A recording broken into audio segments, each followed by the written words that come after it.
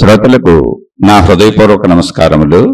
మన శ్రోతలలో అనేక మంది కుటుంబ సమస్యల గురించి, నా జీవితం ఇలా ఎందుకుంది, మా కుటుంబ సభ్యులు ఇలా ఎందుకున్నారు, ఎవరు నా మాట ఎందుకు వినటం లేదు, అందరూ నన్ను ఎందుకు బాధ పెడుతున్నారు, ఇలా రకరకాలుగా సొసైటీలో ఉన్న మనుషులు ఇబ్బంది పెడుతున్నారని, బాధ పెడుతున్నారని, కష్టపెడుతున్నారని, అసలు జీవితం ఇలా ఎందుకుందని అనేక రకాలైనటువంటి ప్రాబ్లమ్స్ని, సమస్యల్ని, కష్టాలని, రకరకాలైనటువంటి మొత్తం బాధలో వాళ్ళకే ఉన్నట్టుగా నాకే ఎందుకు ఇలా జరుగుతుంది, నాకే ఇలా ఎందుకు అవుతుంది, నాకే ఇలా ఎందుకు ఈ బాధలు వచ్చినాయి, నాకే ఇలా ఎందుకు అని అనేక రకాలైనటువంటి ప్రశ్నలు పంపుతున్నారు.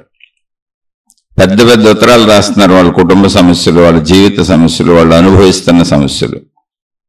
ఓకే, తప్పులేదు, బాధ ఉంది, నిజంగా బాధను ఎదుర్కోవటం కష్టమే. బాధను ఎదుర్కొనేటప్పుడు ఇంకా బాధగా ఉంటుంది, అది కూడా కష్టమే. వాళ్ళు రాయటం కూడా నిజమే.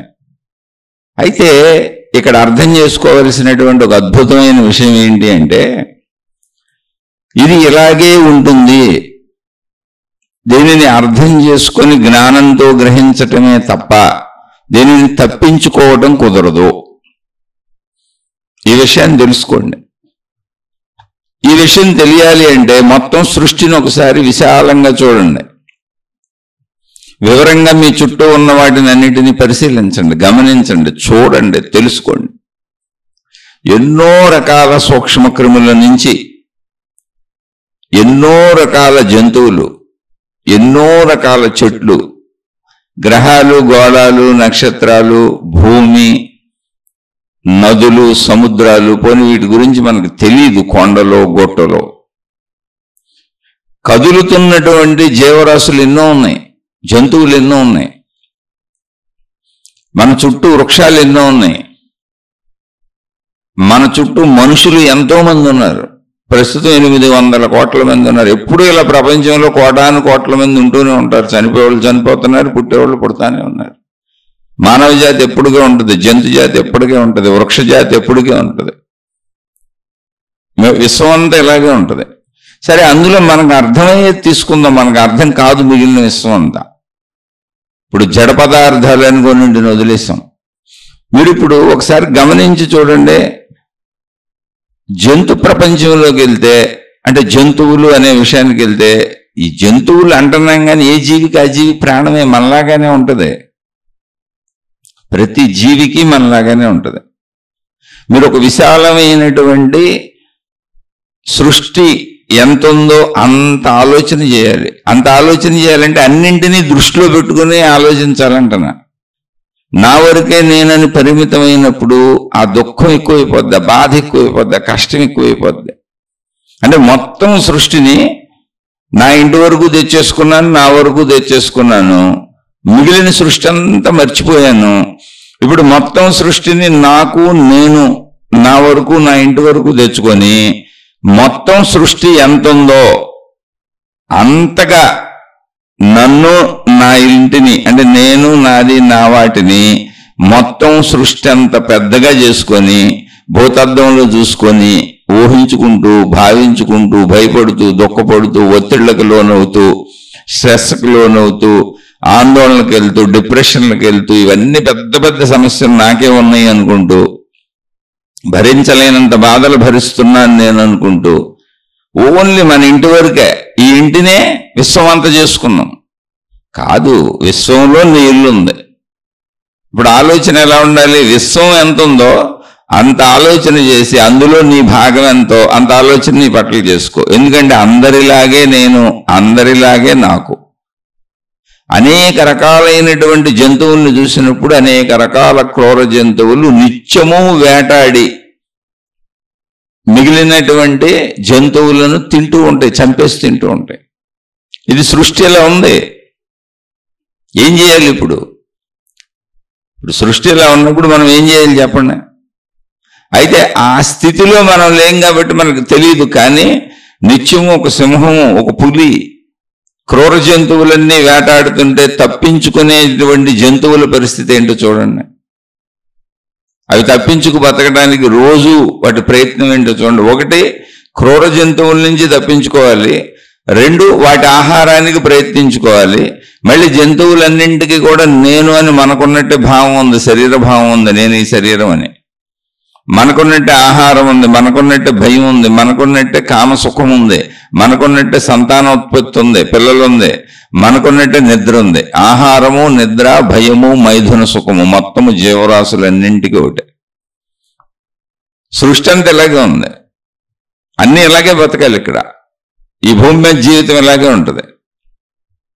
ఇంకా మిగిలిన జంతువులన్నింటితో పోల్చుకుంటే, అంటే సృష్టిలో ఉన్నటువంటి వృక్ష జాతులు కానీ జంతు జాతులు కానీ వీటితో పోల్చుకుంటే మనిషి చాలా ప్రశాంతంగా, హాయిగా, ఉన్నతంగా ఆలోచించుకుంటూ వాటికంటే చాలా బెటర్గా బతుకుతున్నాడు. మనం కల్పించుకున్న దుఃఖాలు, మన భావనా దుఃఖాలు, కష్టాలన్నీ నాకే ఉన్నాయని. చిన్న ఎండను కూడా తట్టుకోలేను, వానలు కూడా తట్టుకోలేను, చిన్న సమస్యను కూడా తట్టుకోలేను, అసలు సమస్య నాకు రాకూడదు అంటాడు. అరే, ఒక రోజు లేచిందంటే ఒక పులో, సింహమో, ఏన కానీ క్రూర జంతువులన్నీ తమ ఆహారం కోసం ఒక ప్రాణం ఉన్న, చైతన్యం ఉన్న, జీవం ఉన్న, నేనని బతుకుతున్న ఇంకో జీవిని వేటాడి చంపి తింటే 100, 100, 200 ఎన్నిటిని చంపుతాయో తెలీదు. అలా సృష్టిలో నిరంతరం సాగుతూనే ఉంది. అది నిరంతరం తప్పించుకుంటూ ఉండాలి. ఇవి చంపడానికి ప్రయత్నిస్తూ ఉంటాయి. చంపి తినకపోతే ఇవి చచ్చిపోతాయి. చంపి తినకపోతే క్రూర జంతువులు, మాంసాహార జంతువులన్నీ చచ్చిపోతాయి. తప్పించుకోకపోతే ఆ జంతువులు చచ్చిపోతాయి. ఇంతే జీవితం. ఇదే సృష్టి. సృష్టి అలాగే ఉంది. ఆ సృష్టిని మీరు అర్థం చేసుకోండి. ఒక చెట్టు బతుకుతుంది అనుకోండి. ఒక చెట్టు బతుకుతున్నప్పుడు అది నేను జీవిస్తున్నాను అనుకుంటుంది. కానీ మనం వెళ్ళి దాని పువ్వులు కోసేసుకుంటాం, దాని కాయలు కోసేసుకుంటాం, దాని నీడను వాడేసుకుంటాం, దాని కొమ్మలు నరికేసుకుంటాం, దాని పొల్లలు వాడేసుకుంటాం, ఆఖరికి దాని ఆకులు కూడా తెచ్చుకొని ఇళ్ళకి కట్టేసుకొని అలంకరించుకుంటారు. ఒక్కడు కూడా వదలరు. దానికి నొప్పి లేదా, దానికి బాధ లేదా, అన్నీ ఉన్నాయి. అన్నీ ఉన్నాయి. దాని జీవితం అంతే. ఎందుకని? అవి తిని బతకపోతే మనకు బ్రతుకు లేదు. ఇప్పుడు మనం మొక్కల్ని జడములు అని భావించుకుంటున్నాం. మనం కాదు, మొక్కలు చైతన్యములే. కానీ మనిషిలో ఉన్నంత, ఒక జంతువులో ఉన్నంత విడిగా కదలగలిగినంత చైతన్య స్థాయి లేదు. చైతన్య స్థాయి తక్కువగా ఉంది వీటికంటే. అంతేకాని చైతన్యములే. వాటికి ప్రాణం ఉంది.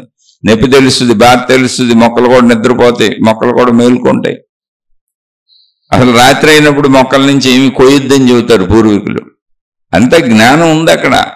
అయితే మన వరకు నేనే ఆలోచించుకొని మిగిలిన జీవరాశుల గురించి ఆలోచించనప్పుడు జీవితం ఇలా ఉంది.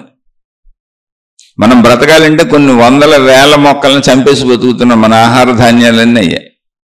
ఇక మాంసాహార జంతువులు తింటున్నాం అనుకోండి, మాంసాహారం తింటున్నాం అనుకోండి, కొన్ని వేల లక్షల కోట్ల మాంసాహార జంతువులను చంపేసి బతుకుతున్నాం. రెండు ఒకటే. మాంసాహారం ఏదో తప్పు, శాకాహారం ఏదో రైట్ అనుకోబాకండి. శాకాహారంలో కూడా ప్రాణశక్తి ఉంది, లేకపోతే మనం ఎందుకు తింటాం? ఇక్కడ విధానం ఇంతే అని అర్థం చేసుకోండి. ఉద్దేశపూర్వకమైన తప్పులు చేయకండి. ఇక్కడ బ్రతకవలసిన తీరేంటండి మరి? ఇప్పుడు ఎలా బతకాలి అన్నారనుకోండి, ఒక జీవన విధానం, శాకాహారం తిని బతకడం జీవన విధానం అని మనకు పూర్వం నుంచి ఒక విధానం ఇవ్వబడింది. ఇప్పుడు మాంసాహార జంతువులు ఉన్నాయి. అవి బ్రతకడం కోసం ఒక జంతువుని వేటాడి, అంటే పరిగెత్తో ఏదో సంపాదించుకుంటాం. మన వృత్తి వ్యాపార ఉద్యోగాలతో డబ్బు సంపాదించుకుంటున్నట్టు అవి ప్రయత్నంతో వేటాడతాయి. వేటంటే అంతే. వేటాడి చంపి తింటాయి. ఎందుకు? ఇంతకీ అది జంతువుని చంపాలనుకోవట్లా. జాగ్రత్తగా రండి. ఇక్కడ భావము ముఖ్యము. భావానికే పాపపుణ్యములు, భావానికే దుఃఖములు, భావానికే సుఖములు. భావమే ప్రధానము. అక్కడ ఆ పులో, ఆ సింహమో, ఆ మాంసాహార జంతువు తను బ్రతకటం కోసం ఇంకో జంతువుని వేటాడింది. దాని ప్రయత్నం. ఇప్పుడు మీరు జాగ్రత్తగా పోల్చుకొని చూడండి. మనం ధన సంపాదన కోసం ప్రయత్నిస్తున్నాం. వృత్తి వ్యాపార ఉద్యోగాలు ఎక్కడి నుంచి వస్తుందండి డబ్బు? ఇంకో మనిషి దగ్గర నుంచి ఏదో రకంగా లాగేయటమేగా. ఇప్పుడు వ్యాపారం అంటే రూపాయి వస్తుంది, 10 రూపాయలకు అమ్మటమేగా. ఉద్యోగం అంటే ఏంటి? ఉద్యోగం అన్నా వ్యాపారాలకు సంబంధించినవిగా ఉద్యోగాలు ఉండేది. ఏ రకంగా చేసినా అవన్నీ వ్యాపారాలకు సంబంధించినవే. ప్రజల నుంచి డబ్బులు తీసుకోవటమేగా. మన ఎదుటి వ్యక్తి నుంచి డబ్బు తీసుకోవటమే కదండి. ఆ లాభమేగా మనం బతికేది. ఇప్పుడు వేటాడే జంతువుకి మనిషికి తేడా ఏమన్నా ఉందా? డబ్బు రూపంలో పెట్టుకున్నాం అంతే. దాన్ని ధర్మంగా ఆమోదయోగ్యంగా పెట్టుకున్నాం మనం. ఇలా వ్యాపారాలు చేయొచ్చు, ఇలా వృత్తులు చేయొచ్చు, వృత్తి వ్యాపార ఉద్యోగాలు ఇలా చేయొచ్చు అని ఒక ధర్మ నిర్ణయం మనం చేసుకున్నాం. అంటే కట్టుబాటు. కానీ ఇది నిజంగా ఎదుటివాడి నుంచి లాక్కోవటమే, పీక్కోవటమే, ఖచ్చితంగా లాక్కోవటమే, పీక్కోవటమే. కానీ మనం వృత్తి వ్యాపార ఉద్యోగాలు ఒక వ్యవస్థ ఏర్పాటు చేసుకున్నాం. ఆ వ్యవస్థలో ఆ కట్టుబాట్ల ప్రకారం నడుద్దాం అనుకున్నాం. అలా నడవటాన్ని ధర్మం అని పేరు పెట్టుకున్నాం. మనం వృత్తి వ్యాపార ఉద్యోగాలు ఎలా చేస్తున్నామో మాంసాహార జంతువులు, మామూలు సాధు జంతువులు అన్నీ అటు ప్రయత్నాలే చేసుకుంటున్నాయి. మాంసాహార జంతువులు ఇంకో జంతువుని చంపి తినాలి, ఎందుకని మాంసమే తినాలి అని సృష్టి నిర్ణయం. అక్కడ దానికి ఏ పాపము రాదు. ఎందుకు రాదు అంటే అది జంతువుని చంపుతున్నాను, చంపాలి అని అసలు అనుకోవట్లేదు. దానికి కక్ష లేదు, కసి లేదు, కార్పణ్యం లేదు, దానికి ఎటువంటి దాని పట్ల ద్వేషం లేదు. దానికి ఉన్నది ఒకటే ఆకలి. ఆకలికి దానికి తెలిసింది అంతే, ఆ జంతువునే తింటది, మాంసాన్ని తింటది అంతే తప్ప దానికి అక్కడ అది మాంసం, అది ఆకలికి సంబంధించిన ఆహారం తప్ప అది క్రూర జంతువు అని దానికి పేరు పెట్టింది మనిషి. అది క్రూర జంతువు కాదు, జంతువు అంతే. జంతువు అని పేరు పెట్టింది కూడా మనిషి. అదొక జీవి. దాని డిజైనింగ్ సృష్టి అలా చేసింది. దాని ఆలోచన సరళి, దాని మెదడు, దాని శరీర పనితీరు అది మాంసాహారమే తినడానికి వేటాడుకునేటట్టుగా దాన్ని తయారు చేసింది సృష్టి. అది సృష్టి నిర్మాణం. ఎవరు చెప్పగలరు ఎందుకలా తయారు చేసిందండి? అసలు మనకేం తెలుసు దాని గురించి. అలాగే శాకాహార జంతువులు ఉన్నాయి. అనేక పళ్ళు ఫలాలు ఆ చెట్ల మీద ఈ చెట్ల మీద తిరుగుతూ బతుకుతూ ఉంటాయి. అవి తీసుకుంటేనేగా శాకాహారమైన అంతేగా. ఇప్పుడు మనం అనేక మొక్కలు పండించుకుంటాం. మొక్కలన్నీ వాటిల్లో జీవశక్తి ఉందిగా. అనేక రకాలుగా మొక్కలను ఉపయోగించుకుంటాం, కలపగా ఉపయోగిస్తాం. మనం వాడే పేపర్లు ఇవే. అసలు ఎన్ని చెట్లు కొట్టేస్తే పేపర్ తయారవుతుందో. నిత్య జీవితంలో ఇది పాపకృత్యం కాదు. ఎందుకని అంటే నేను దాన్ని నాశనం చేయాలనుకోవట్లా, దాన్ని చంపాలనుకోవట్లా. నా లోపల కోపంతోనో, ద్వేషంతోనో, ఈర్ష్యతోనో, అసూయతోనో, కుట్రలతోనో ఎదుట దానికి మనుషులైనా, వస్తువులైనా, విషయాలైనా, ప్రకృతి అయినా దానికి హాని చెయ్యాలని నేను అనుకోవట్లా. నేను బ్రతకటం కోసం నేను చేస్తున్నటువంటి పోరాటం. కేవలం అక్కడ నేను బ్రతకటం అనేది ఉంది. అప్పుడు భావం సరైందే. అందుకని సృష్టిలో తెలుసుకోండి, భావం ముఖ్యం. నువ్వు చేస్తున్న పని పట్ల భావం ఏంటి అని, ఆ భావం ముఖ్యం. అలా అన్నింటికీ కష్టాలే ఉన్నాయి. ఇప్పుడు సాధు జంతువులు క్రూర జంతువుల నుంచి, అంటే మాంసాహార జంతువుల నుంచి తప్పించుకోవడానికి అసలు రోజు అవి పడుతున్న పాటలు చూడండి. ఒకటి తన ఆహారం సమకూర్చుకోవాలి, రెండు తాను బతకాలి, రెండు తనకు వెళ్ళి ఆహారము, నిద్ర, భయము, మైథున సుఖం అంటే శారీరక సుఖము ఇవన్నీ ఉన్నాయి. మళ్ళీ తన పిల్లల్ని కాపాడుకోవాలి. ఎన్ని జంతువులకు కూడా తాను బతుకుతూ తన పిల్లల్ని కాపాడుకుంటూ తన కోరికలన్నీ తీర్చుకుంటూ తనకు అన్నీ సమకూర్చుకుంటూ మళ్ళీ ఒక క్రూర జంతువు బారిన పడకుండా తప్పించుకోవాలి. నిత్య పోరాటం ఇది. అడవిలో ఎక్కడైనా సరే నిత్య పోరాటం జంతువులన్నిటికీ. ఇప్పుడు మన ఇళ్లల్లో మనం బతకటం కోసం దోమలను చంపేస్తాం, బొద్దంకిలను చంపేస్తాం, బల్లుల్ని చంపేస్తాం, ఎలుకలను చంపేస్తాం, పిల్లిని రానివ్వం. అనేక రకాలైనటువంటి వాటిని, సూక్ష్మ క్రిముల్ని నిత్యం శుభ్రత పేరుతో, పరిశుభ్రత పేరుతో చంపేస్తానే ఉంటాం. కానీ మనకి ఎటువంటి పాపము రాదు. ఎందుకని? మనం బ్రతకటం కోసం మన ఇల్లు మనం శుభ్రం చేసుకుంటున్నాం, మన శరీరం మనం శుభ్రం చేసుకుంటున్నాం, మన పాత్రలు మనం శుభ్రం చేసుకుంటున్నాం, మనకు సంబంధించిన వాటిని శుభ్రం చేసుకుంటున్నాం. మన బ్రతుకులో భాగం అది. అంతే తప్ప ఒక బొద్దింక మీద కక్ష లేదు, దాని మీద కసి లేదు, ఈర్ష్య లేదు, అసూయ లేదు. ఇప్పుడు ఈ బొద్దింకనో, ఈ ఏలుకనో, ఈ పిల్లినో, ఈ కప్పనో దీన్ని చంపేయాలనేటువంటి కక్ష కట్టలేము. మనం లోపల ద్వేషభావాలు లేవు. నేను బ్రతకటం కోసం నా వాతావరణాన్ని శుభ్రంగా ఉంచుకుంటున్నాను అనే కేవలం బ్రతికే భావం ఉందంతే. అప్పుడు పాపం రాదు. ఎందుకంటే నేనే తప్పు చేయలేదు. తప్పు భావంలో ఉంది. తప్పుడు భావంతో చేస్తేనే తప్పు పని. తప్పుడు భావంతో చేయనప్పుడే తప్పు అని కాదు. అని జాగ్రత్తగా ఆలోచించుకోండి. అంటే ఇది విషయం ఎందుకు చెబుతున్నానంటే, అసలు కష్టం లేని మనిషి ఉండడు. ముందే తెలుసుకోండి. మీరు విశాలంగా ఆలోచించకపోతే, ఇరుకు సందుల్లో ఆలోచిస్తూ ఉంటే ఈ కష్టం నాకు ఒక్కడికే ఉంది, నాకు ఒక్కదానికే ఉందని అనిపిస్తూ ఉంటుంది. మీకు అందరికీ అనిపిస్తుంది, అట్లా నాకు కూడా అనిపిస్తుంది. కానీ మొత్తం సృష్టి ఇలాగే ఉంది. మనకంటే దారుణంగా ఉన్నాయి జంతువులు. రోజు తప్పించుకోవాలి. మనకున్నంత జ్ఞానం కూడా లేదు. ఇంకా మనుషులను చక్కగా ఎవరింట్లో వాళ్ళు పడుకుంటాం, ఎవరి పనులు వాళ్ళు చేసుకుంటాం. ఇంత తిని హాయిగా ఏదో ఏ కూలి పనికి వెళ్ళినా కూడా తినడానికి సరిపోయినవి వస్తాయి. దాంతో తిని తృప్తిగా ఉండగలిగితే, పక్క వాళ్ళ జోలికి వెళ్లకుండా ఉండగలిగితే, కొంచెం అర్థం చేసుకొని మంచిగా ఉండగలిగితే, కొంచెం తృప్తిగా శాంతిగా బతకగలిగితే, భూమి మీద మన ఇల్లు స్వర్గమే. అంత హాయిగా బతకొచ్చు. ఆ స్వర్గాన్ని మనమే నరకం చేసేసుకుంటున్నాం. ఎందుకంటే ఎవరిని అర్థం చేసుకోం, ఉన్నదాంతో తృప్తి పడడం, ఉన్నవి సరిపోవు, అన్నీ నాకే బాధలేంటి కష్టాలేంటి అనిపిస్తుంది. మనుషులందరూ నా మాట వినాలనిపిస్తుంది, అందరూ నాకు అనుకూలంగా ఉండాలనిపిస్తుంది, పరిస్థితులన్నీ నాకు అనుకూలంగా ఉండాలనిపిస్తుంది, వచ్చింది ఎప్పుడు సరిపోలేదనిపిస్తుంది. ఎంత వచ్చినా ఎన్ని ఉన్నా ఎలా ఉన్నా అందులో తృప్తి ఉండదు, లేని దాని మీద ఆశ ఉంటుంది. ఇంట్లో కుటుంబ సభ్యులు కూడా అందరూ నాకు అనుకూలంగా ఉండాలనిపిస్తుంది. ఎలా ఉంటారు? ఎవరి సృష్టి వాళ్ళది. మనుషులందరినీ సృష్టి విడివిడిగా తయారు చేసింది. ఇక్కడ మంచి చెడు అన్నది పాయింట్ కాదు అసలు. నువ్వు తండ్రివి కావచ్చు, నువ్వు తల్లివి కావచ్చు, నువ్వు కొడుకు కావచ్చు, నువ్వు కూతురు కావచ్చు, నువ్వు భార్యవి కావచ్చు, నువ్వు భర్తవు కావచ్చు. అవి పాత్రలో మనం పెట్టుకున్న రిలేషన్స్, మనిషి ఏర్పాటు చేసుకున్న వ్యవస్థ అది. కానీ సృష్టిలో అందరూ మనుషులు, జీవులు. ప్రతి జీవికి ప్రతి మనిషికి సృష్టి సంపూర్ణ స్వేచ్ఛనిచ్చింది. ఎవరికి ఎవరిని బానిసల కింద తయారు చేయలే. అసలు ఆ వ్యవస్థ లేదు ఇక్కడ. కాబట్టి నువ్వు వాళ్ళ మాట వింటావా, వాళ్ళని మాట వింటారా అనేది అసలు విషయమే కాదు ఇక్కడ. నువ్వు జ్ఞానం ఉన్న మనిషివైతే నీ మాట ఎవరు వినక్కర్లేదు, నువ్వెవరి మాట వినక్కర్లేదు. ఒకరికొకరు సహకరించుకుంటూ సఖ్యతతో సాగిపోవాలి. ఎవరి జీవితానికి వాళ్ళకి అడ్డం వెళ్లకుండా నీ స్వేచ్ఛగా నువ్వు జీవించు, వాళ్ళ స్వేచ్ఛలో వాళ్ళని జీవించనివ్వు. ఇది ఇక్కడ విషయం. ఇది మంచని చెడని కట్టేబాక ఎవరిని. నువ్వు మంచి అనుకున్న దానితో మంచి తాళ్లతోనూ కట్టేయాలని చూడకో, ఇది చెడు అనుకొని చెడు తాళ్లతోనూ కట్టేయాలని చూడకో, లేదా ఇది మతం అనుకొని మతపు తాళ్లతో కట్టేయాలని చూడకో, ఇది దేవుడు అనుకొని దేవుడి తాళ్లతో కట్టేయాలని చూడకు, ఇది భక్తి అనుకొని భక్తి తాళ్లతో కట్టేయాలని చూడకో. ఏదో నేర్పేద్దామని తాపత్రయపడకు. ఎవరినాళ్ళని బతుకాళ్ళు బతకని. నువ్వెలా తెలుసుకున్నావో, నువ్వెలా నేర్చుకున్నావో, నువ్వెలా బతుకుతున్నావో, నీదెలా రైట్ అనుకుంటున్నావో ఎవరికాళ్ళు అలాగే తెలుసుకుంటారు. వాళ్ళకైతే రేపు తెలుసుకుంటారు, నీకెందుకు.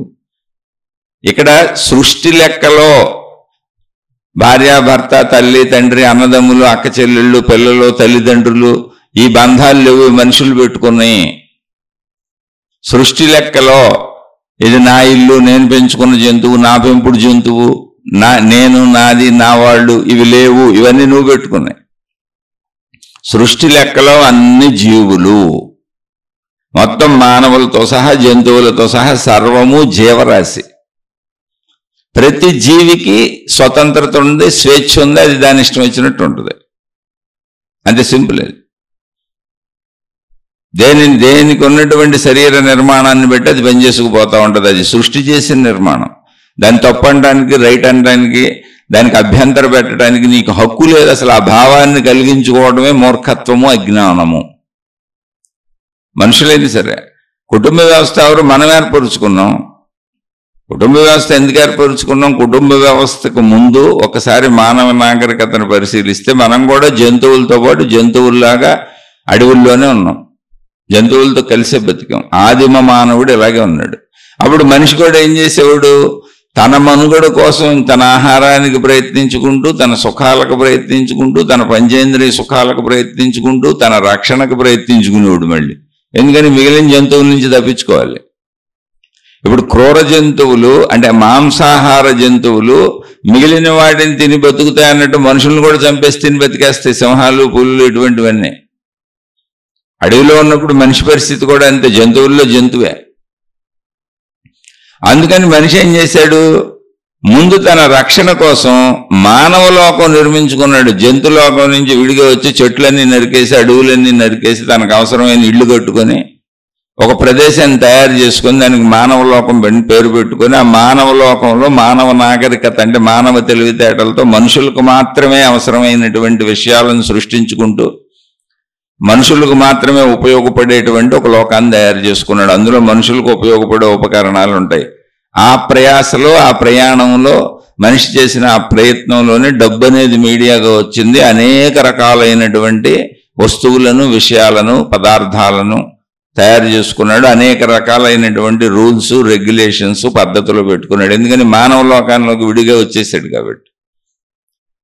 అదే అడవుల్లో ఆదిమ మానవుడికి రూల్స్ ఏమి లేవు. జంతువులకు ఉన్నటువంటిది మొత్తం నడిచింది. అక్కడ చట్టాలు లేవు, న్యాయాలు లేవు. మానవ లోకంలో అవన్నీ పెట్టుకున్నాడు.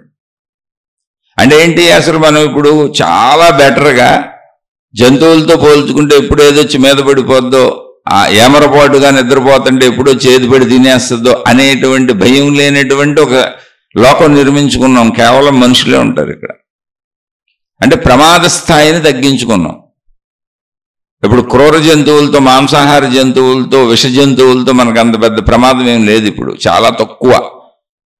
ఓ 2% ప్రమాదం ఎక్కడన్నా ఉంటుంది, పాములు అటువంటివి ఏమన్నా, మరీ ట్రైబల్ ఏరియాలో ఉన్న వాళ్ళకైతే చాలా తక్కువ. ఇప్పుడు ప్రమాదాలు ఎలా ఉంటాయంటే మనిషి నుంచి మనిషికి, జంతువుల నుంచి మనిషి తప్పించుకొని వచ్చాడు,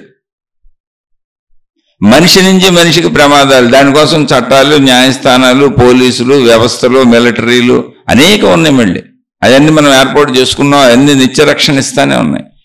అలా మనం ఏర్పాటు చేసుకున్న వ్యవస్థలతో కూడా చాలా తక్కువ హాని స్థాయికి వచ్చేసాం.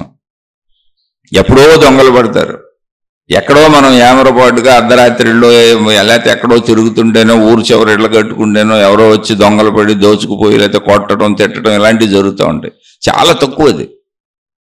మానభంగాలు, హత్యలు, దోపిడీలు ఇటువంటివన్నీ కూడా మనం పొరపాటున ఏమరపాటుగా ఉండి ఎక్కడ దొరికితే జరిగాయి. మళ్ళీ వాటికి అన్నిటికీ చట్టాలు, రక్షణల వ్యవస్థలు వచ్చినాయి కాబట్టి చాలా వరకు కంట్రోల్ అవుతుంది.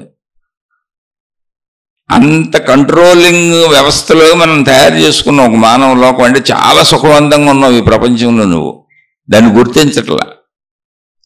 ఇప్పుడు నువ్వు చేసుకోవాల్సింది ఏంటి? ఇందులో ఏమీ లేదు. కొంచెం నువ్వు బ్రతకడానికి అవసరమైనటువంటి ధనాన్ని సంపాదించుకో. ముందు ఇవన్నీ గమనించు.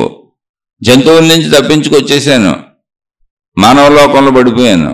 మానవ లోకంలో కూడా నేను జాగ్రత్తగా ఉంటే రక్షణ వ్యవస్థలు బోల్డ్ ఉన్నాయి. పోలీసులని, మిలిటరీలని అనేక రక్షణ వ్యవస్థలు ఉన్నాయి. నేను తిరగకూడని సమయంలో తిరగకుండా, చేయకూడని పనులన్నీ చేయకుండా జీవించే విధానంలో చాలా జాగ్రత్తగా, మంచిగా, చక్కగా, పొందికగా, భద్రతగా జీవిస్తే ప్రమాదాలు అసలు రావు నాకు. అలాంటి స్థితికి వచ్చాను. ఎంత అద్భుతమైన స్థితితో తెలుసా? ఇవన్నీ గుర్తించట్లేదు అసలు మీరు. ఇప్పుడు మనం ఒక ఊర్లో ఉన్నాం అనుకోండి, మనం ఉన్న ఊళ్ళో మన ఇల్లు ఎక్కడుంది? అనేక ఇళ్ల మధ్యలో ఉంది. మన చుట్టూ అనేక ఇళ్ళు ఉన్నాయి. వీళ్ళతో నాకేంటి, వాళ్ళతో నాకేంటి, ఈ మనుషులతో నాకేంటి, ఆ మనుషులతో నాకేంటి, అసలు ఎవరితో నాకు సంబంధం లేదు, నా ఇంటి వాళ్ళే నేను, నా వాళ్ళకి ఏమన్నా ఇది నేను తట్టుకోలేను, పక్క వాళ్ళు ఏమైనా పర్వాలేదు, సావనే ఉండ బతకనే ఉండ నాకేంటి అని అనుకునేటువంటి మన దౌర్భాగ్యపు దుర్బలపు మనసు ఉందే, దానికి కొంచెం జ్ఞానం నేర్పండి. ఎందుకనంటే మన చుట్టూ అనేక వందల వేల ఇళ్ళు ఉండబెట్టి, ఆ ఇళ్లలో మనుషులు ఉండబెట్టి, అది ఒక ఊరు, గ్రామము, పట్టణము, నగరం అని పిలువబెట్టి, అన్ని ఇళ్ల మధ్యలో మన ఇల్లుండి మనం అందులో నిద్రపోతున్నాం కాబట్టి హాయిగా సేఫ్టీగా ఉన్నాం. ఓ 1000 ఎకరాల స్థలంలో, 1,00,000 ఎకరాల స్థలంలో నీ ఒక్క ఇల్లే ఉంటే, నీ ఒక్క కుటుంబమే ఉంటే నువ్వు ఎలా బతుకుతావు ఒకసారి ఊహించు. అసలు నీకు ధైర్యం ఉంటుందా? అలాంటి ఏకాంత ప్రదేశాల్లో ఎక్కడో ఏమరపాటుగా ఉన్న చోట ఈ దోపిడీలు, ఈ మానభంగాలు, ఈ హత్యలు, ఈ కుట్రలు, ఈ కుతంత్రాలు జరుగుతూ ఉంటాయి. అంటే ఏంటి, మనకు తెలియకుండానే మనం నిర్మించుకున్నటువంటి మానవ లోకంలో, మనం నిర్మించుకున్నటువంటి ఊళ్ళు, పట్టణాలు, నగరాలు, మన చుట్టూ మనుషులు, మానవ సమూహాలు, ఇవన్నీ తెలియనటువంటి ఒక అద్భుతమైన రక్షణ. మనుషుల మధ్య మనిషి బతుకుతున్నాడు. భయం ఉండదు. నా చుట్టూ 100 ఇళ్ళు ఉన్నాయి, రక్షణ వ్యవస్థలు ఉన్నాయి. చిన్న చొప్పుడే నేను 4 అరుపులు అరిశానండి, అందరూ లేచి కూర్చుంటారు. ఎంత భద్రత వీళ్ళందరూ నా చుట్టూ ఉండటం. ఇంతమంది నా చుట్టూ ఉన్న వాళ్ళందరూ బాగుండాలని కోరుకోపోతే అసలు ఈ భద్రత నీకు ఎక్కడుంది? అందుకే మహాత్ములు ఎంత చక్కగా చెప్పారో తెలుసా? అసలు ఈ లోకంలో మనం బతుకుతున్నామంటే ఎన్ని పంచభూతాలు ఎన్నో నిత్యం మనకు పంచభూతాలు సహకరించి మనకు ప్రాణం పోస్తున్నాయి. నిత్యం చెట్లు ఆహార పదార్థాలు ఉత్పత్తి చేసి మనకు ప్రాణం పోస్తున్నాయి. భూమి మీద ఉన్న అన్ని ప్రత్యక్షంగా పరోక్షంగా ఏదో ఒక రకంగా ఒకదానికి ఒకటి ఉపయోగపడుతూ సృష్టి మొత్తం ఒకదానిపై ఒకటి ఆధారపడి మనం బ్రతికిస్తుంది. మనం బ్రతకడానికి మొత్తం సృష్టి కారణం. అందుకని మహాత్ములు, ఈ విషయం తెలిసినటువంటి మహాత్ములు, నాయన ఎప్పుడు మర్చిపోబాకండి, కృతజ్ఞతాభావంతో జీవించండి అని చెప్పారు. ఏంటది? లోకా సమస్త సుఖినో భవంతు. ఎన్ని లోకాలు ఉన్నాయో అన్ని లోకాలు బాగుండాలి. లోకాలంటే ఎక్కడ అదృశ్య లోకాలు ఉన్నాయో అనుకోబాకండి, మళ్ళీ మాయలు మహిమలు కాదు. మానవ లోకం మందే. చెట్లకే ఆటి భావాలు ఆటుకుంటాయి. జంతువులు ఎన్నో రకాల జంతువులు ఉన్నాయి. దేని భావం దానికి ఉంటుంది, దేని దృష్టి దానికి ఉంటుంది, దేని లోకం దానికి ఉంటుంది. లోకం అంటే అది మన కంటి అమరికను బట్టి, మన ఇంద్రియాల అమరికను బట్టి ఈ లోకం మనకి ఇలా కనబడుతుంది. అలాగే జంతువులకి వాటి శరీర నిర్మాణాన్ని బట్టి, వాటి ఇంద్రియ నిర్మాణాన్ని బట్టి ఇదే లోకం వాటికి ఇంకోలా కనపడుతుంది. అలా అన్నింటికి ఇదే లోకం అనేకంగా అనేక రకాలుగా కనపడుద్ది. అలాగే మళ్ళీ మనుషులమైన మనకు కూడా చెట్టుగా కనపడవచ్చు, కానీ భావారీత్యా మళ్ళీ మన లోకాలు వేరు. మన సృష్టి మనం చేసుకుంటాం. మన ఇంట్లో 5గురు ఉంటే 5గురికి 5 సృష్టిలు ఉంటాయి, ఇల్లు ఒకటే. ఎందుకని ఎవరి మనసు వాళ్ళది, ఎవరి ఆలోచన వాళ్ళది, ఎవరి కోరిక వాళ్ళది, ఎవరి ఇష్టం వాళ్ళది, ఎవరి భావం వాళ్ళది. అలా ప్రపంచంలో చూసుకుంటే మళ్ళీ లోకాలు ఎవరి సృష్టి వాళ్ళదే అయినప్పుడు మనుషులకు కూడా ఎవరి లోకాలు వాళ్ళయ్యా. మొత్తంగా మానవ లోకంలో ఉన్నాం అనుకుంటున్నాం, కానీ భావలోకం ఎవరి దాళ్ళదే. ఇక్కడ లోకా సమస్త సుఖినో భవంతు అంటే ఎవరి భావలోకాలు వాళ్ళు అన్ని సుఖంగా ఉండాలి, అందరూ సుఖంగా ఉండాలి. ఎన్ని లోకాలు ఉన్నాయి అన్ని సుఖంగా ఉండాలి. అటు జంతువులు, ఇటు చెట్లు, మొత్తంలో విశ్వంలో అన్ని సుఖంగా ఉండాలి. ఎందుకని దేని లోకం దానిది, ఎవరి లోకం వాళ్ళదే అంటూ సర్వే జనా సుఖినో భవంతు అన్నారు. మనం మనుషులం కాబట్టి మనుషుల మీద ఎక్కువగా ఆధారపడి మనుషుల మధ్య మానవ లోకం నిర్మించుకొని మనుషులతో బతుకుతున్నాం కాబట్టి కుటుంబ సంబంధ బాంధవ్యాలు కూడా ఒక కుటుంబం మనిషే కాబట్టి, అది మనిషి ఏర్పరుచుకున్నదే కాబట్టి మొత్తం మనుషులందరూ సుఖంగా ఉండాలి అన్నారు. అంటే విశ్వం మొత్తం సుఖంగా ఉండాలి. లోకా సమస్త సుఖినో భవంతు. మొత్తం మనుషులందరూ సుఖంగా ఉండాలి. సర్వే జనా సుఖినో భవంతు. ఈ భావంతో ఉండన్నారు. అప్పుడు ఎప్పుడు ఉంటావు ఈ భావంతో? నువ్వు ఇంత విశాలంగా ఆలోచించగలిగినప్పుడు. అది అక్కడ ఆలోచన. రోజు ఇది ఆలోచన కలగాలి, అంత విశాల ఆలోచన కలగాలి, పరిమిత ఆలోచన కాదు. ఒక ఊళ్ళో ఎన్ని వందల వేల ఇళ్ళు మన చుట్టూ లేకపోతే, 1,00,000 ఎకరాల మైదానంలో మన ఇల్లు ఒక్కటే ఉంటే, 1,000 ఎకరాల మైదానంలో మన ఇల్లు ఒక్కటే ఉంటే, అసలు జనం ఎవరూ లేకుండా మన కుటుంబ సభ్యులు మాత్రమే అక్కడ బతుకుతూ ఉంటే మన పరిస్థితి ఏంటి ఆలోచించండి. అసలు పిచ్చెక్కిపోద్ది, భయంతో చచ్చిపోతాం. మనుషులే చుట్టూ కనపడిపోతే ఎలా బతుకుతాం? కానీ కనపడుతుంటే మనుషులు బతుకుతూ ధైర్యంగా ఉంటూ చుట్టుపక్కల ఇళ్ళన్నీ ఉండి చూసుకొని అందరూ ఉన్నారని హాయిగా మన ఇంట్లో మనం నిద్రపోతూ, 1000 ఇళ్ల మధ్యలో, 1,00,000 ఇళ్ల మధ్యలో, 1,00,000 ఇళ్ల మధ్యలో ఉన్నామని హాయిగా నిద్రపోతూ పక్కింటోడిని, ఎదురింటోడిని, అటోడిని ఇటోడిని అందరినీ తిట్టి తెమ్మి గోలపడి ఘర్షణలు పడి మోసం చేసి అన్యాయాలు చేసి కుట్రలు చేసి కుతంత్రాలు చేసి మళ్ళీ మానవ లోకంలో మానవ మోసాలు వచ్చేసింది. మళ్ళీ ఒక కుటుంబంలోనే ఒకళ్ళొకళ్ళు మోసగించుకోవటం వచ్చేసింది. మళ్ళీ ఒక కుటుంబంలోనే ఒకళ్ళ మీద ఒకళ్ళు పెత్తనాలు వచ్చేసింది. మొత్తం ప్రపంచంలో ఎవడ బలం ఉంటే, ఎవడ అధికారం ఉంటే, ఎవడ తెలివి ఉంటే, ఎవడ ప్రజ్ఞ ఉంటే, ఎవడికి ఎలా సాగితే అలా సాగించుకోవటం వచ్చింది. ధర్మం పోయింది, మంచిపోయింది. అసలు నువ్వు హాయిగా బతకడానికి కారణమే నీ చుట్టూ ఉన్న మనుషులు. ముందు అసలు నువ్వు ధైర్యంగా నిద్రపోవడానికి, నీ ఇంట్లో నువ్వు హాయిగా జీవించడానికి కారణం నీ చుట్టూ అనేక మంది ఉన్నారన్నటువంటి భావన. తెలియకుండానే చాలా భద్రతనిచ్చేసింది అది నీకు. కాబట్టి అందరికీ కృతజ్ఞత కలిగి ఉండాలి. మనం బతకడానికి మొత్తం సృష్టిని వాడేసుకుంటున్నాం, గాలిగా, నీరుగా, అన్నింటిగా. అలాగే మనం ఉపయోగించుకునేటువంటి వస్తువులు ఏమున్నాయో మొత్తం ప్రపంచంలో మనుషులందరూ తయారు చేస్తేనే ఎక్కడొక్కడ ఎవరో ఒకళ్ళు ఏదో రూపంలో నిరంతరం కష్టపడుతుంటే కోటాను కోట్ల వస్తువులు, ఆహార ధాన్యాలు, ఏవైనా పదార్థాలు తయారయ్యి మన ఇంటి దాకా వచ్చి మనం బతికిస్తున్నాయి, మనకు ఉపయోగపడుతున్నాయి, మన బతుకు ఉపయోగపడుతున్నాయి. కాబట్టి వీళ్ళందరికీ కృతజ్ఞత చెల్లించాల్సిందే. అందరూ బాగుండిపోతే మరి మన దగ్గర ఎలా బతుకుతాం? ఈ భావన ఎప్పుడైతే వస్తుందో, ఇలా బ్రతుకుతున్నప్పుడు అందరికీ బ్రతుకు పోరాటమే, అందరికీ డబ్బు కావాలి, డబ్బు అక్కర్లేదు అనే వాళ్ళు ఎవరున్నారు చెప్పండి? అందరికీ డబ్బు కావాలి. ఎందుకని? అందరికీ ఆహారం కావాలి. డబ్బు ఎందుకు కావాలంటే అందరికీ ఆహారం కావాలి. అంటే పంచేంద్రియ సుఖాలు అందరికీ కావాలి. అందరూ చూడాలి, అందరూ వినాలి, అందరూ వాసన చూడాలి, అందరికీ స్పర్శలు తగులుతాయి, అందరికీ శారీరక సుఖాలు కావాలి, అందరికీ ఆహారం కావాలి, అందరికీ ఒక కుటుంబం కావాలి, అందరికీ ఒక ఇల్లు కావాలి, అందరికీ కట్టుకోవడానికి బట్టలు కావాలి. నీకేం కావాలో మొత్తం మానవాళ్ళందరికీ అవన్నీ కావాలి. అంటే అందరూ మనలాగానే పాపం పోరాటాలు సాగిస్తున్నారు. అందరూ మనలాగానే మన కుటుంబ సభ్యులతో సహా అందరూ ఆరాటాలు పడుతున్నారు. అలాగే మళ్ళీ మన అహంకారాలు, మన భావాలు ఏంటి, నా మాట అందరూ వినాలని మనం ఎలా అనుకుంటున్నామో మన ఇంట్లో పసిపిల్లోడు కూడా అలాగే అనుకుంటాడు. మన ఇంట్లో ఉన్న అందరూ అదే అనుకుంటున్నారు. మనకు పుట్టిన చిన్నపిల్లోడు కూడా అదే అనుకుంటున్నాడు. ఎందుకని? నేననే ఎంటిటీ ఉన్న ప్రతివాడికి వచ్చే భావన అది, అందరూ నాకు సహకరిస్తే నేను ఆనందంగా ఉంటాను అని. నిజమే అది, పచ్చి నిజమే అది. అప్పుడున్న దారేంటి? నువ్వు అందరికీ సహకరించు, అందరూ నీకు సహకరించేలా చేసుకో, అంతే. అప్పుడు అందరూ మంచోళ్ళు అవ్వాలి, ఒకరికొకరు సహకరించుకు బతకాలి, అంతకంటే దారి లేదు. అయితే ఇది అందరూ సహకరించుకు బతకాలి అన్నాం కదా. అందరూ సహకరించుకోని బతకడం ఎదుటోళ్ళది మన చేతిలో ఉంటుందా? మనం సహకరించడం వరకు మన చేతిలో ఉంటుంది. నేను సహకరిస్తా, నా భార్య సహకరించదు, ఏం చేయాలి? నేను సహకరిస్తా, నా భర్త సహకరించడు, ఏం చేయాలి? నేను సహకరిస్తా, నా తండ్రి నా తల్లి సహకరించరు, ఏం చేయాలి? నేను సహకరిస్తా, నా చుట్టూ ఉన్న అన్నదమ్ములు, అక్క చెల్లెళ్ళు, బయటోళ్ళు, ఇంట్లో వాళ్ళు ఎవరు వాళ్ళు సహకరించరు, ఏం చేయాలి? లేదా సహకరించే వాళ్ళు కూడా ఉండొచ్చు, లేదా కొన్ని విషయాల్లో సహకరించవచ్చు, కొన్ని విషయాల్లో సహకరించకపోవచ్చు. ఎందుకని? వాళ్ళకి భిన్న భావాలు ఉంటాయి. నిరంతరం సహకారం నాకుండి నేను అనుకున్నట్టు జరిగితే నాకు ఆనందంగా ఉండేమాట నిజమే.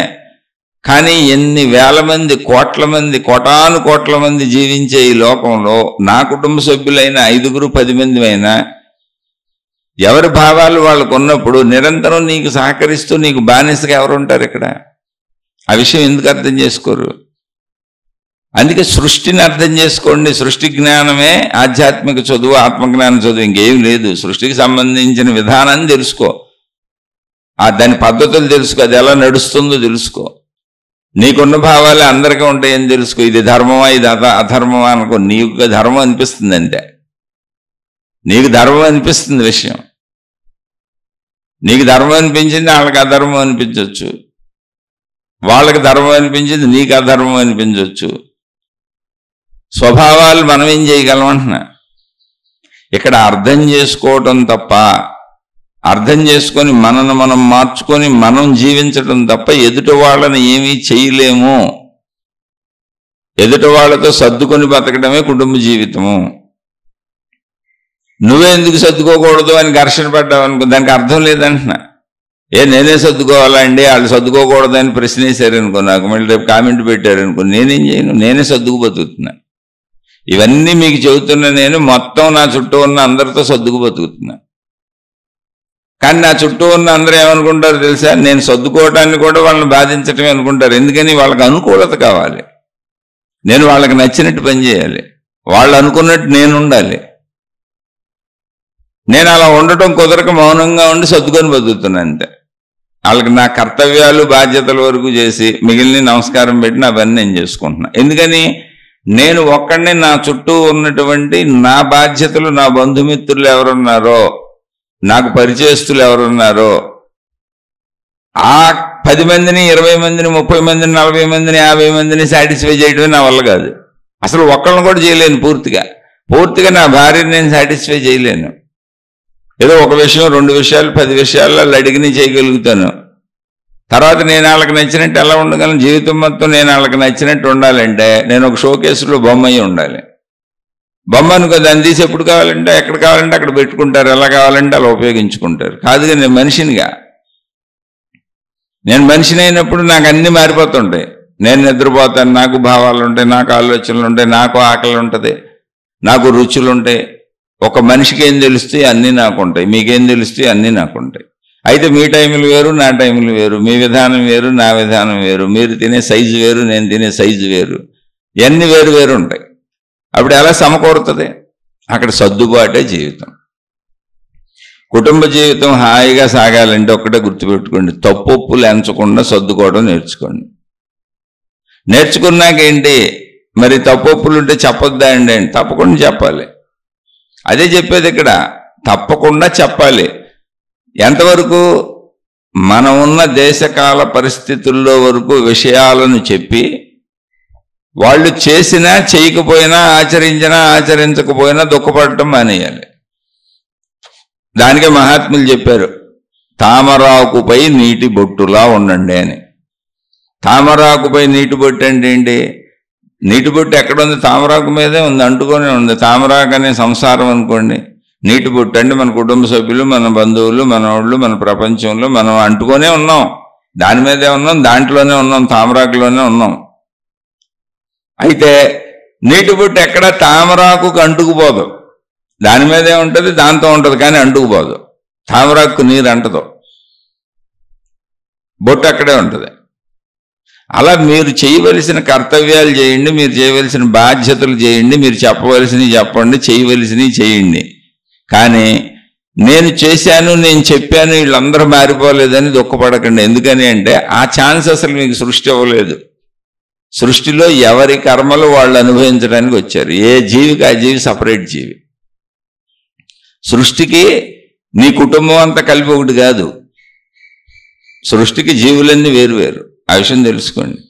నీకు ఆవిడ భార్య కావచ్చు, నువ్వు ఆవిడకి భర్త కావచ్చు, నీకు ఆయన తండ్రి కావచ్చు, నువ్వు ఆయనకి కొడుకు కావచ్చు, నీకు ఆవిడ తల్లి కావచ్చు, నువ్వు ఆవిడకి కూతురు కావచ్చు. కానీ సృష్టికి మీరు వేరు జీవులు.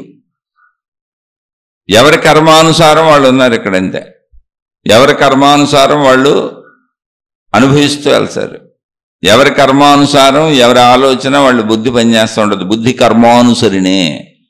వారు అనుభవించవలసినటువంటి కర్మలను బట్టి బుద్ధి పనిచేస్తూ ఉంటుంది. ఇవన్నీ మహాత్ములు చెప్పింది, నేను చెప్పింది కాదు.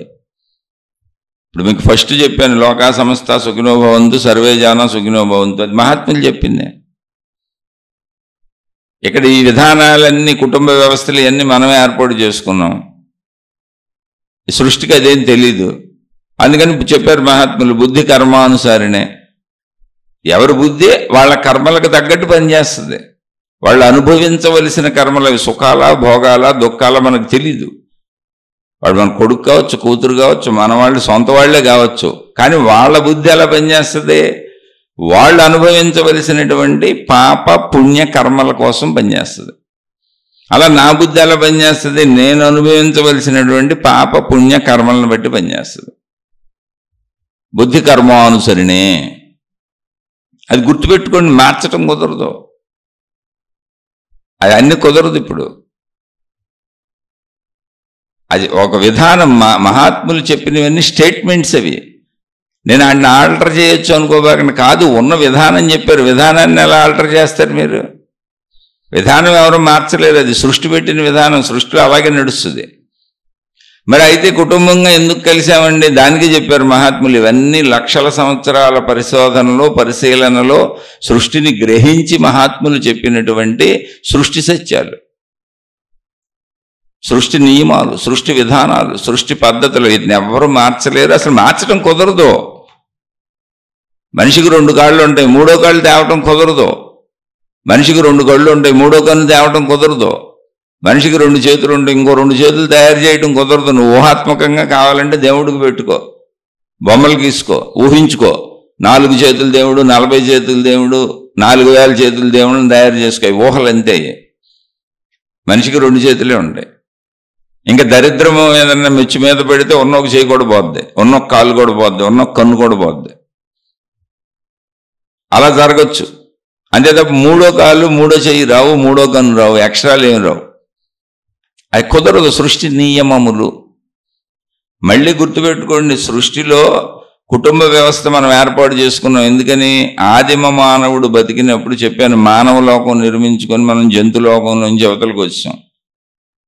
అలా వచ్చేటప్పటికి మనుషులకి స్త్రీ పురుష కోరికలు ఉన్నాయి. వివాహ వ్యవస్థ, కుటుంబ వ్యవస్థ లేదు. జంతువుల్లాగానే స్త్రీ పురుషులు కలుస్తున్నారు. కానీ స్త్రీకి గర్భం ధరించడం, జంతువులకు పిల్లలు పుట్టినట్టే పిల్లలు పుట్టడం, ఈ వ్యవస్థ అంత ఉంది.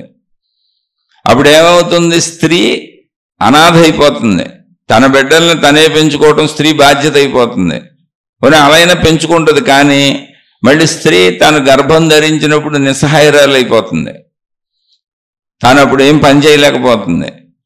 గర్భం ధరించి పిల్లవాడిని ప్రసవించిన తర్వాత కొంతకాలం వరకు ఏమి చేయలేకపోతుంది, శక్తి కూడగొట్టుకోలేకపోతుంది. ఎవరొకళ్ళు సహాయం చేస్తే తప్ప అసలు బిడ్డల్ని ప్రసవించడం కానీ, గర్భం ధరించినప్పుడు కానీ బిడ్డల్ని పెంచడం కానీ కుదరటలా.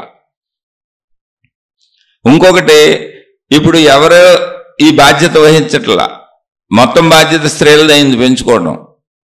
మళ్ళీ ఇంకొకటి ఏంటంటే, స్త్రీ పురుష కామ కోరికలు అందరికీ ఉంటాయి. ఇక్కడ బలవంతుడు అంటే జంతురాజ్యంలో లాగా బలవంతుడు తనకు దొరికితే స్త్రీలను 100 మందిని 1000 మందిని ఆడెత్తుకుపోవడం మొదలుపెట్టాడు. బలహీనుడికి స్త్రీ దొరకదు. ఇక్కడ మళ్ళీ అదొకటి వచ్చింది. అందుకని ఈ వ్యవస్థలన్నీ గమనించినాక మానవులు వ్యవస్థను, ధర్మ వ్యవస్థను ఒకటి తయారు చేసుకున్నారు. అదే వివాహ వ్యవస్థ. ఎవడు ఎత్తుకుపోవటాలు ఏమీ లేవు, అలానే స్త్రీల మీద పడేయటాలు లేవు. అందరూ బాధ్యత వహించాలి. నువ్వు కోరికలు ఉన్నాయి కాబట్టి ఒక స్త్రీ ఒక పురుషుడితోనే ఉండాలి, ఒక పురుషుడు ఒక స్త్రీతోనే ఉండాలి. మీరు కన్న పిల్లల్ని మీ కోరికలు తీర్చుకుంటూ మీకు పిల్లలు పుడతారు కనుక మీరు కన్న పిల్లల్ని మీరే పెంచుకోవాలి. మీరు కన్న పిల్లలు వృద్ధాప్యంలో మిమ్మల్ని చూడాలి. ఇది ధర్మము, కుటుంబ వ్యవస్థ. మానవుడు ఏర్పరుచుకున్న ధర్మం ఇది. జంతులోకంలో లేదు. జంతులోకంలో కూడా పిల్లలు పుడుతున్నాయి. ఇది మనం నిర్ణయించుకున్న వ్యవస్థ కాబట్టి మనం దీనికి కట్టుబడి ఉండాలనుకున్నాం కాబట్టి ధర్మము అధర్మము అక్కడ ఏర్పడింది మానవ లోకంలో. అప్పుడు ఏమైంది, దానికి చట్టాలు కూడా పెట్టుకున్నాం. ఇప్పుడు చట్టాలు చేసుకున్నాం. ఎంత ఇంకా ఆస్తులు, ధన సంపాదనలు ఇవన్నీ వచ్చినాక ఎవరి ఆస్తులు ఎవరికి వారసులు, ఎవరికి చెందుతాయి, మొత్తం చట్టాలు తయారు చేసేసుకున్నాం. తప్పు అంటే ఏంటి, రైట్ అంటే ఏంటి, శిక్షలు ఏంటి అన్నీ తయారు చేసుకున్నాం. అలా కుటుంబ వ్యవస్థలు ఇవన్నీ వచ్చినాయి. ఇది మానవుడు నిర్మించుకున్న మానవ లోకము, మర్చిపోబాకండి. కానీ సృష్టికి ఇదేమీ లేదు. జీవులందరూ వేరువేరే. ఏ జీవిని, ఇప్పుడు ఒక భార్య అనే జీవిని నీకు బానిసగాను, ఒక భర్త అనే జీవిని నీకు బానిసగాను, లేదా పిల్లలనే జీవుల్ని మీకు బానిసలుగాను, లేదా తల్లిదండ్రులు అనే జీవుల్ని పిల్లలకు బానిసలుగాను అలా సృష్టి చేయలే, అసలు చేయదు. సృష్టిలో అందరూ స్వేచ్ఛ, అందరికీ స్వేచ్ఛ. అందుకని ఆ స్వేచ్ఛలో ఎవరు ఏమైనా చేయొచ్చు. నువ్వు రాక్షసుడు అయినా అయిపోవచ్చు, రాక్షసు అయినా అయిపోవచ్చు, లేదా మహాత్ముడు దేవుడైనా అయిపోవచ్చు, దేవత అయినా అయిపోవచ్చు. ఆ స్వేచ్ఛ నీకుందంటే. అలా అయిపోతున్నప్పుడు మళ్ళీ ఆపిందా సృష్టి? ఆపల. కర్మ సిద్ధాంతం ఉంది. కర్మ సిద్ధాంతం పనిచేస్తుంది అక్కడ. ఏంటి, నువ్వు చేసినటువంటి కర్మ ఫలితములు, అంటే రాక్షసుడుగా చేసావనుకో, తత్కర్మ ఫలితములు నువ్వు అనుభవిస్తావు, అవి నీకు తిరిగి వస్తాయి. అక్కడ బుద్ధి కర్మానుసరినే. నువ్వు దేవుడు దేవతగా ఔన్నత్యమైన కార్యములు చేసి అలా తయారయ్యే అలాంటి పనులు చేసావు అనుకో, తత్సంబంధిత కర్మలు వస్తాయి. అంటే నీ బుద్ధి నువ్వు సుఖపడేలా, ఆలోచించేలా, సుఖకరమైన జీవితం వైపు సాగేలా, మంచి పనుల ఫలితాలకి నీ బుద్ధి అలా పనిచేస్తుంది. బుద్ధి కర్మానుసరినే. చెడ్డ కర్మలు చేసిన వాళ్ళందరికీ, చెడు పనులు చేసిన వాళ్ళందరికీ నీ అంతటా నువ్వే నీకు చెడు చేసుకునేలా, నిన్ను నువ్వు నశింపజేసుకునేలా, నీకు నువ్వు కష్టం ఇబ్బంది కలిగించుకునేలా నీకు ఆలోచనలు కల్పిస్తుంది. అదే బుద్ధి కర్మానుసరణే. సృష్టిలోనే పెట్టేసింది. నీ బుద్ధి అనేది సృష్టిలో ఒక భాగం. ఒక స్ఫురణలాగా మనకు ఆలోచనలు వస్తూ ఉంటాయి చూడండి, స్ఫురిస్తూ ఉంటుంది. ఇలా చేద్దాం అలా చేద్దాం అని స్ఫురిస్తూ ఉంటుంది. ఆ స్ఫురణ ఏంటి? విశ్వశక్తి. అది మీరు ఆ స్ఫురణ ఉందే, స్ఫురణ విశ్వశక్తి. మీరు పోగేసుకున్న వాటిల్లోంచి, మీరు తయారు చేసుకున్న మనసులోంచి చెడ్డ మనసా, మంచి మనసా, దుర్మార్గ బుద్ధులా, కుట్రలా, కుతంత్రాలా, నీకు కూడా అలాగే పనిచేస్తాయి. కానీ నీకు తెలియదు ఆ విషయం. అందుకని బుద్ధి కర్మానుసరిణే. మరి బుద్ధి కర్మానుసరిణే ఓకే. కాబట్టి ఇప్పుడు కుటుంబ సభ్యులకి ఏం చేస్తాం? ఇప్పుడు నేను నా బుద్ధిని అలా, మా ఆవిడ బుద్ధి ఆవిడలా, మా నాన్నగారి బుద్ధి మా నాన్నగారిలా, మా అమ్మగారి బుద్ధి మా అమ్మగారిలా, మా పిల్లల బుద్ధులు ఆళ్ళ బుద్ధుల్లా, నా స్నేహితుల బుద్ధులు ఆళ్ళ బుద్ధుల్లా, మా అన్నదమ్ములు అక్క చెల్లెల బుద్ధులు ఆళ్ళ బుద్ధుల్లా. ఎవరికాళ్ళకి బుద్ధి కర్మానుసరణ ఇండివిజువల్ కదా. కాబట్టి మరి నేను ఎలా మార్చగలను? వాళ్ళు ఏ కర్మలు చేసుకొని వచ్చారు. ఇప్పుడు మా ఆవిడ చాలా ఔన్నత్యంగా, చాలా గొప్పగా, చాలా సుఖవంతంగా, చాలా హాయిగా ఇతరులకు మేలు చేసేలా ఆలోచిస్తుంది. అంటే దైవత్వం వైపు దేవతలా అయిపోయింది మా ఆవిడ ఆలోచనతో. నేను ఒక రాక్షసుడిలా ఆలోచించుకుంటున్నా, కానీ ఇద్దరం ఒక ఇంట్లో కలిసి ఉంటున్నాం, కాపురం చేస్తున్నాం, పిల్లల్ని కంటున్నాం. ఇప్పుడు ఆవిడ ఆలోచన సరళి ఆవిడ ఆరోగ్యాన్ని రక్షిస్తుంది, ఆమె మనసును రక్షిస్తుంది. ఎందుకని మంచిగా ఆలోచించే వాళ్ళకి శాంతిగా ఉంటుంది, ప్రశాంతంగా మంచి కెమికల్స్ రిలీజ్ అవుతాయి శరీరంలో.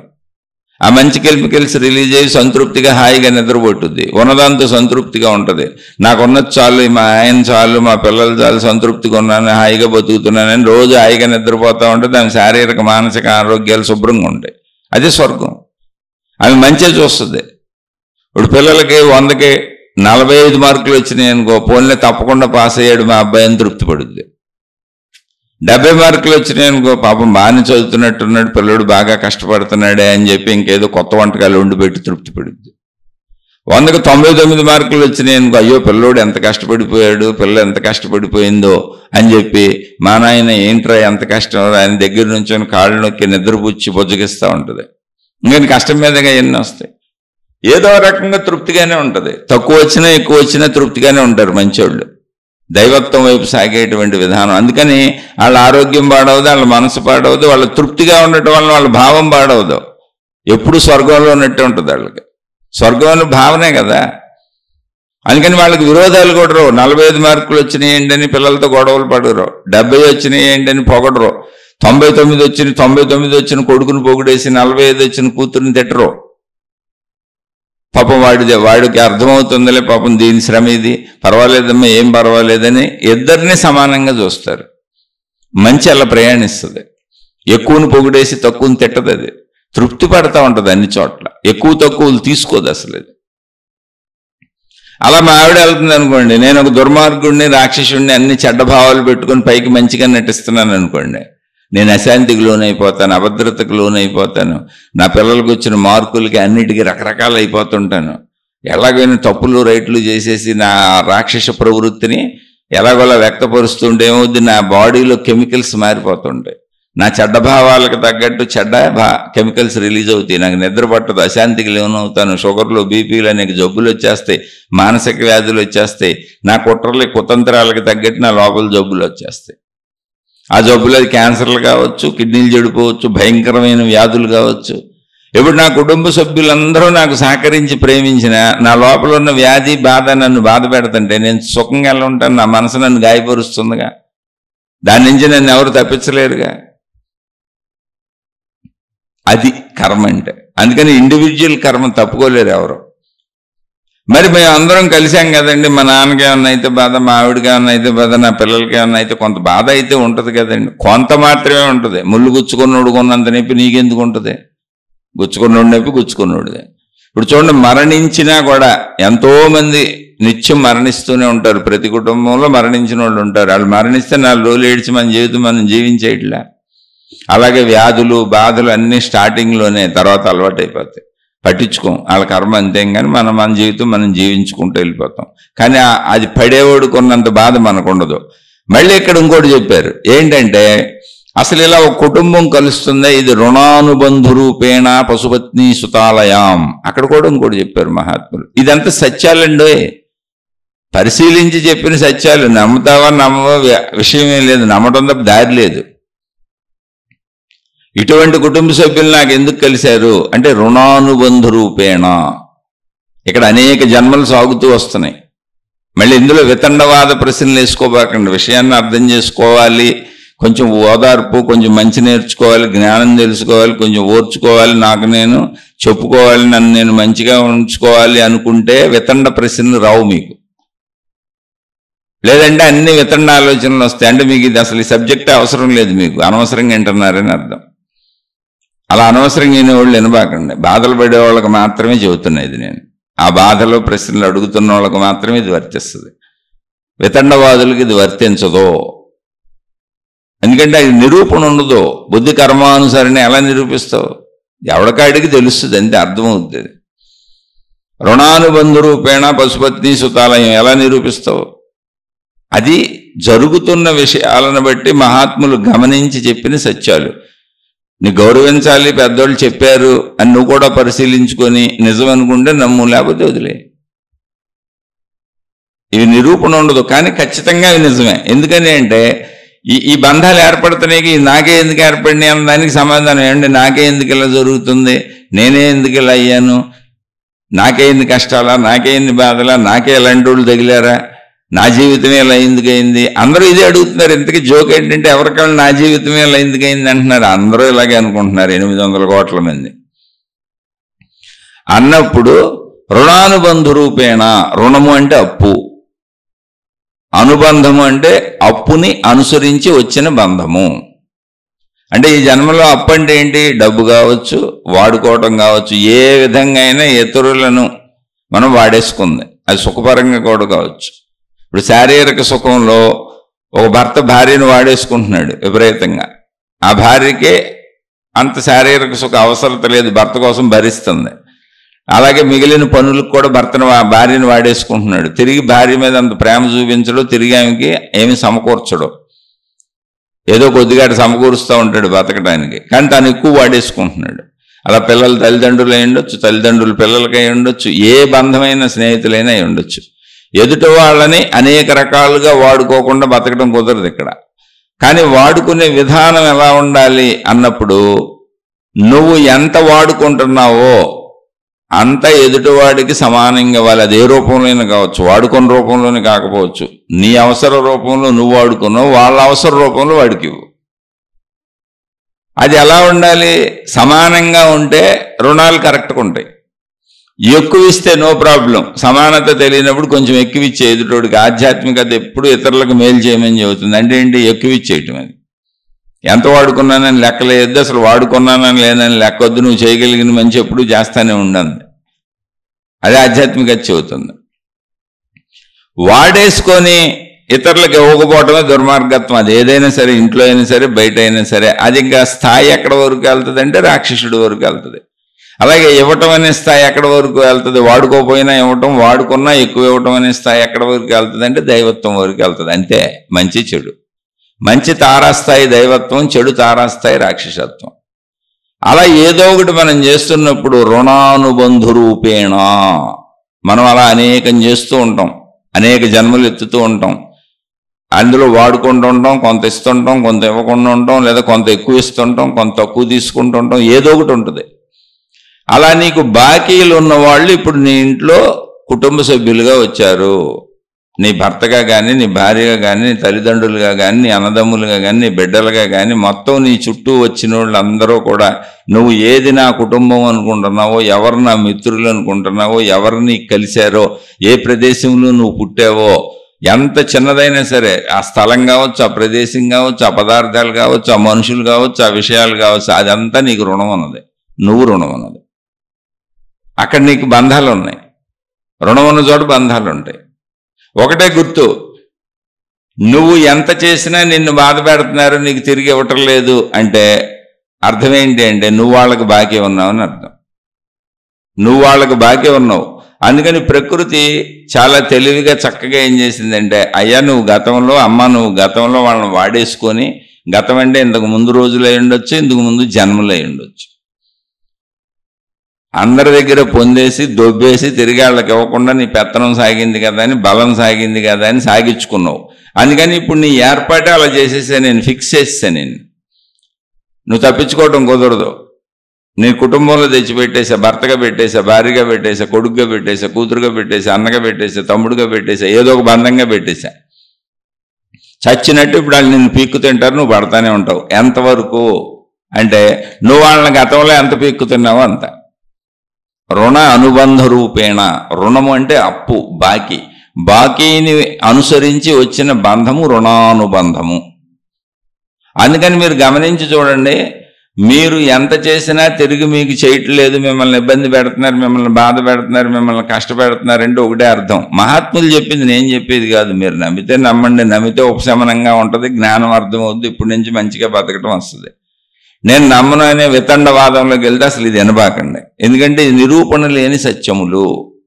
కానీ మహాత్ములు ఖచ్చితంగా పరిశోధించి చెప్పింది. ఇప్పుడు మనం పరిశోధించినా ఇంతకంటే ఇంకొక ఆలోచన, ఇంకొక మార్గం, ఇంకో బెటర్ దారి కనపడదు. ఇదే దారి ఉంది, ఇది ఒక్కటే ఉంది సత్యంగా. ఇదే సత్యం అనిపిస్తుంది సృష్టిని పరిశీలిస్తే. అలా మన బాధ పెట్టే వాళ్ళందరినీ గతంలో మనం బాధ పెట్టి లాక్కున్నాం.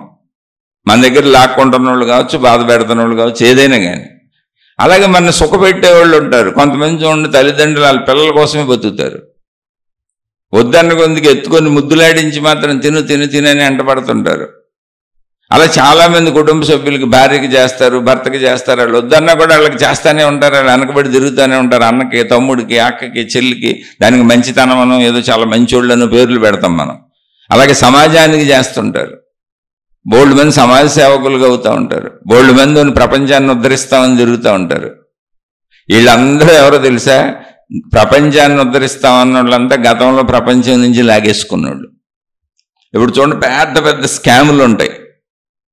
ఒక 8,000 కోట్లు, 10,000 కోట్లు, 20,000 కోట్లు, 30,000 కోట్లు స్కాములు చేసేసి బ్యాంకులను ఎక్కొట్టేసి ప్రజల్ని మోసం చేసేసి బ్యాంకుల పేరుతో ప్రైవేట్ బ్యాంకులు పెట్టేసి అనేక మందిని మోసం చేసి ఎత్తుకుపోతుంటారు. ఈ జన్మలో వాళ్ళని మీరు దేశాలు పట్టుకొని, రోడ్లు పట్టుకొని తిరుగుతూ ప్రజలందరినీ ఉద్ధరిస్తామని ఎవరెవరి దగ్గర ఇప్పుడు ఆ బ్యాంకుల్లో ఎవరెవరు దాచుకొని, ఎవరెవరు ఏం చేసి, ఎవరెవరికి సంబంధించి ఎవరెవరు ఎంత నష్టపోయారో వాళ్ళందరికీ అంతంత చెల్లించుకుంటూ తిరుగుతూ ఉంటారు. వీళ్ళు ఏదో రూపంలో ప్రపంచాన్ని ఉద్ధరిస్తాం. అది భక్తి మార్గం కావచ్చు, దైవ మార్గం కావచ్చు, లేదు గురువులని పేర్లు పెట్టుకోవచ్చు, మహాత్ములని పేర్లు పెట్టుకోవచ్చు. లేకపోతే ఆ భావం ఎందుకు పుట్టుద్ది? రుణానుబంధు రూపేణ పశుపత్ని సుతాలయం అన్నప్పుడు మిగిలిన వాళ్ళకి వర్తించదు, అది మనుషులందరికీ వర్తిస్తుంది. ప్రపంచం నుంచి బోల్డ్ పుచ్చుకున్నా నేను ప్రపంచానికి ఇచ్చేస్తున్నది ఏ రూపంలోనూ. కానీ లేదా ఒక రాజుగా అనేక రకాలుగా పుచ్చేసుకొని ఉంటాను. ప్రపంచం నుంచి సౌఖ్యాలు అనుభవించేసాను అనుకోండి, ఊరుకునే ప్రజలకు ఏ మేలు చేయలేదు. ఇప్పుడు ప్రజలకు మేలు చేయడానికి బయలుదేరాను అంతే. అప్పుడు సౌఖ్యాలు అనుభవించాను ఆ జన్మల్లో. ఇప్పుడు ఆ సౌఖ్యాలన్నీ వదిలిపెట్టేసి వైరాగ్యం పేరుతో తిరుగుతున్నాను అనుకోండి. నేను ఎవరిని కించపరచాలని కాదండి, రుణానుబంధు రూపేణ అన్నప్పుడు అది ఎవరికైనా వర్తిస్తుంది, మనుషులందరికీ వర్తిస్తుంది, ఎవరికైనా. అలా నీకు మేలు చేస్తున్న వాళ్ళందరూ నీకు రుణపడి ఉన్నవాళ్ళు, అంటే నువ్వు ఇచ్చేవాళ్ళకి. నిన్ను బాధ పెడుతున్న వాళ్ళు, నీ దగ్గర లాక్కుంటున్న వాళ్ళు, నిన్ను మోసం చేస్తున్న వాళ్ళు అందరూ తప్పనిసరి అయినప్పుడు, అది నువ్వు భరించాల్సి వచ్చినప్పుడు వాళ్ళందరికీ నువ్వు బాకీ ఉన్నావు, అంతే సింపుల్. అందుకని మహాత్ములు ఆధ్యాత్మిక మార్గంలో ఏం చెప్పారంటే, కష్టాలు, కన్నీళ్లు, బాధలు, ఇబ్బందులు ఇటువంటివి వస్తే ఆనందంగా అనుభవించేయండి అని చెప్పి అనేక మంది మహాత్ములు అనుభవించేశారు. కర్మలనాళ్ళు తొలగించుకోవాలని కోరుకోవాలా. ఇప్పుడు రమణ మహర్షికి క్యాన్సర్ పుండు వచ్చింది, రామకృష్ణ పరమహంసకి గొంతు క్యాన్సర్ వచ్చింది. ప్రతి మహాత్ముడికి అనేక బాధలు, వ్యాధులు, సమస్యలు, కష్టాలు ఉన్నాయండి. వాళ్ళ కాకపోతే చరిత్రలో మహిమలు రాసుకుంటాం మనం. నేను అన్ని చదివాను, పరిశీలించాను. వాళ్ళందరూ కూడా శరీరపరమైన, సమాజపరమైన, భౌతికపరమైనటువంటి అన్నింటినీ భరించారు. ఎందుకని అంటే వాళ్ళకి అర్థమైంది కర్మ సిద్ధాంతం. ఎక్కడో ఎప్పుడో ఏదో కర్మ లేకపోతే అది మన మీద పడదొచ్చి, కాబట్టి దాన్ని అనుభవించవలసిందని ఆనందంగా అనుభవించి, ఇప్పుడు ఆధ్యాత్మిక చదువు, ఆత్మజ్ఞానం చదువు అని మనం చెప్పుకుంటున్నాం. ఏం లేదు, మంచిగా ఉండటం. సృష్టి తత్వాన్ని అర్థం చేసుకోవటమే ఆధ్యాత్మిక చదువు. నా స్వీయ తత్వాన్ని అర్థం చేసుకోవటమే ఆత్మజ్ఞాన చదువు. ఆధ్యాత్మిక చదువు అంటే మొత్తం సృష్టి తత్వాన్ని అర్థం చేసుకోవటం, అందులో నేను కూడా ఉన్నాగా. ఆత్మజ్ఞాన చదువు అంటే నా స్వీయ తత్వాన్ని అర్థం చేసుకోవడం. తత్వము అంటే ఉన్నది ఉన్నట్టుగా నడుస్తున్న దాన్ని అర్థం చేసుకోవడమే. నువ్వు కొత్తగా సృష్టించేది ఏం లేదు ఇక్కడ. సృష్టి దాని పద్ధతిలో వెళ్ళిపోతుంది. అలా అర్థం చేసుకున్న మహాత్ములు స్వీయ కర్మలన్నీ ఆనందంగా అనుభవించారు. అలా ఆనందంగా అనుభవించిన వాళ్ళనే మనం మహాత్ములు అన్నాం. ఎన్ని కష్టాలు వచ్చినా, ఎన్ని బాధలు వచ్చినా, ఎన్ని ఇబ్బందులు వచ్చినా చెడు చెయ్యలేదు, పొరపాట్లు చేయలేదు, తప్పులు చేయలేదు. వీటి నుంచి తప్పించుకుపోదామని చెప్పి ఏ రకాలైనటువంటి కష్టాలు, ఇబ్బందులు, కన్నీళ్లు తప్పించుకుందామని ఏ రకమైన తప్పులు చేయలేదు, వాటిని భరించారు. ఎందుకని? ఏదో ఒక పురాకృత కర్మ ఉంటుంది అంతే. మళ్ళీ దీనికి కూడా మహాత్ములు చెప్పింది కొటేషన్ ఏంటి? రుణానుబంధు రూపేణ అందరూ కలుస్తారన్నాక, ఇప్పుడు నువ్వు గురువు కలిస్తే రుణం కాదా? ఆ మతం నీ రుణం కాదా? ఆ దేవుడు నీ రుణం కాదా? ఆ సాధన నీ రుణం కాదా? ఆ నమ్మకం నీ రుణం కాదా?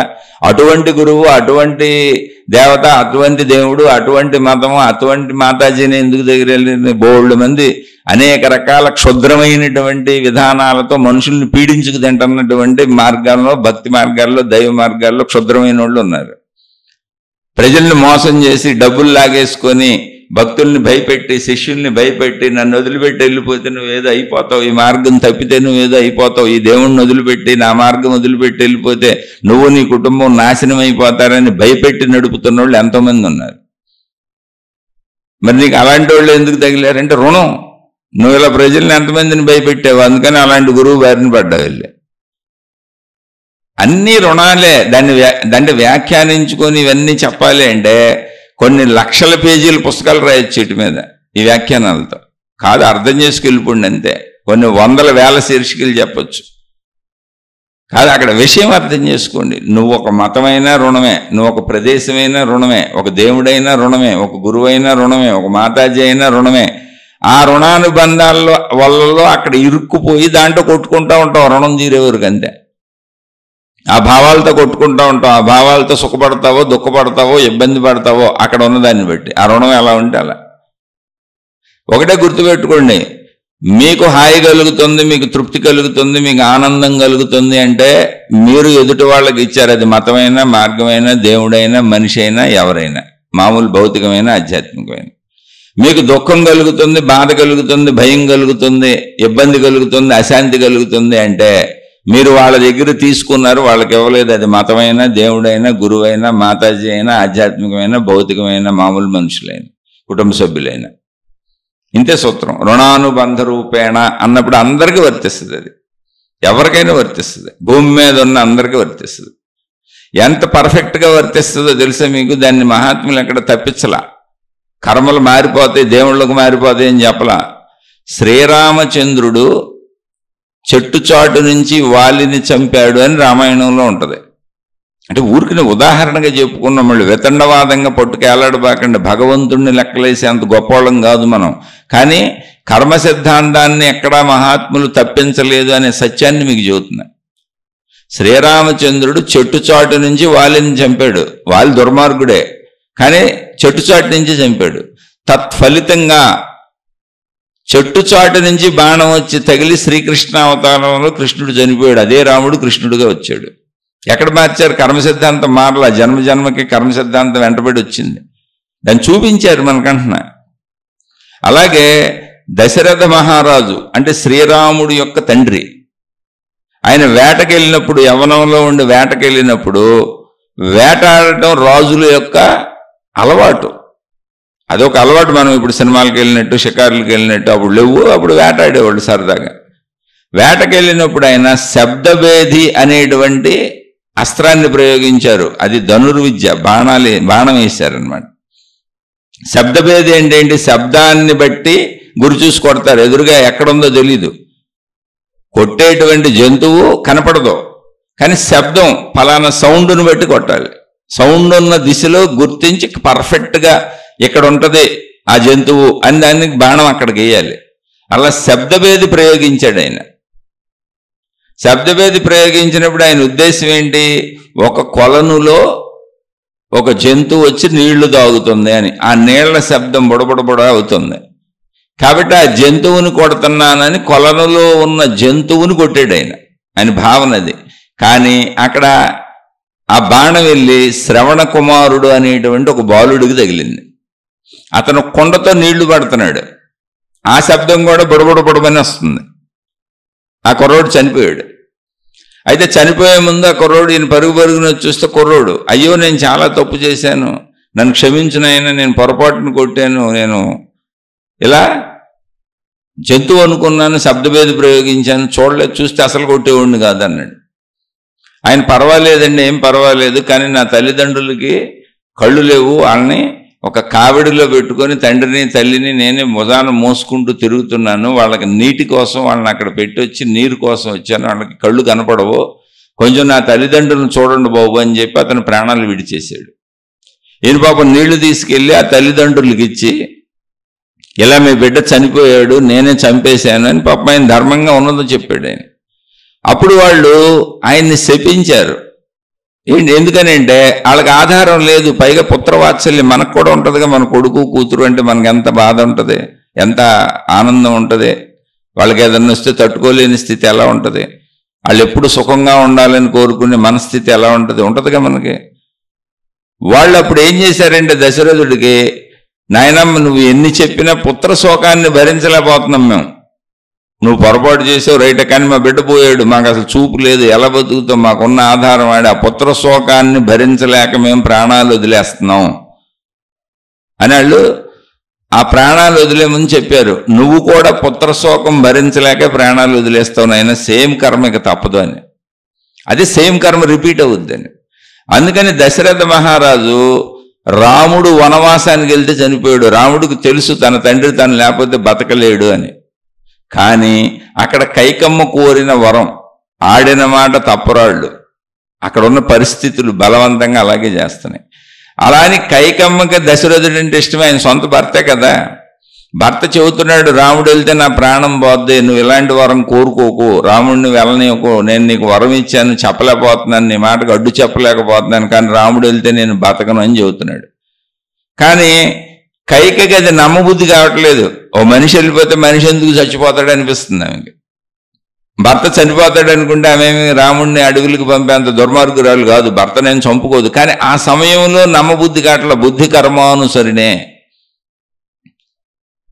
అని దశరథుడు చెబుతున్నాడు. రాముడు వెళ్ళిపోతే నేను చనిపోతాను, నా ప్రాణం నిలబడదు రాముడు లేకుండా అని. కానీ రాముడికి అన్నీ తెలుసు, ఈ క్లిష్ట పరిస్థితులు తెలుసు. కానీ ఆ పరిస్థితుల్లో తన తండ్రి ఆడిన మాట తప్పకూడదు. ఒకటి, తన తల్లి ఏమో ఆయన కొడుకు రాజ్యం కోరుకుంటుంది, ఇప్పుడు నేనున్నానంటే గొడవలో గోలలో, ఇక ఏం జరిగినాయి ఇన్ని గోడలు, ఈ గొడవలు, కుటుంబ కలహాలు ఎందుకు, నేను వెళ్ళిపోవడమే రైట్ అని ఆయన మౌనంగా తన భార్యను తీసుకెళ్ళిపోయాడు. బుద్ధి కర్మానుసరినే రాముడి విధానం అది. రాముడు వెళ్ళిపోయినాక దశరథుడు చచ్చిపోయాడు. ఎక్కడ కర్మ సిద్ధాంతం తప్పించారు మనకి?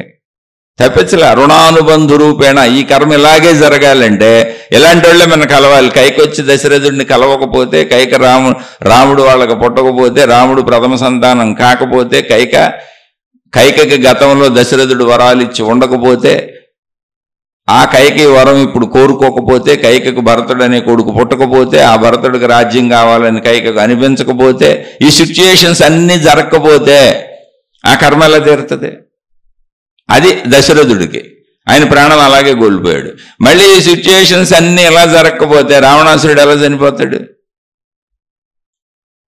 అలా సృష్టిలో అన్ని కర్మ సిద్ధాంతం పనిచేస్తుంది ఇక్కడ. దాన్ని వ్యాప్తంగా కూడా చెప్పారు మహాత్ములు, మనకి చాలా వ్యాప్తంగా చెప్పారు. ఆ వ్యాప్తతను కూడా అర్థం చేసుకోవాలి మనం. అందుకని మన ఇంట్లో వాళ్ళు మనకు అనుకూలంగా లేరు, లేదా మన ఇంట్లో వాళ్ళు అలా ఉన్నారు ఇలా ఉన్నారు అనేది కొంతవరకే అనుకోండి, మీది కాదు. ఇండివిజువల్ కర్మను అనుభవించడానికి వచ్చారు వాళ్ళు. ఏ జీవికి ఆ జీవి తన సొంత కర్మను అనుభవించడానికి భూమి మీదకి వచ్చింది. అలాగే ఆ గ్రూప్ కర్మలు ఉన్న వాళ్ళందరూ అంటే సొంత కర్మను అనుభవించడానికి భూమి మీదకి వచ్చింది అన్నప్పుడు వాళ్ళ ఆలోచన సరళి, వాళ్ళ పనితీరు, వాళ్ళ జీవన విధానం ఎలా ఉంటాయంటే బుద్ధి కర్మానుసరినే అలా ఉంటాయి.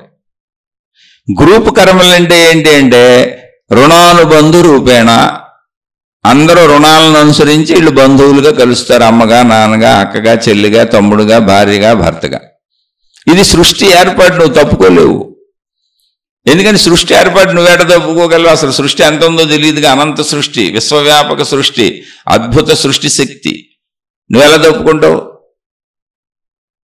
తప్పుకోవడానికి ఒకే ఒక్క ఛాన్స్ ఉంది. ఏంటి అంటే నేను శరీరం కాదు, నేను అనంత ఆత్మశక్తిని అనే భావంలోకి మారటమే, భావ మార్పు.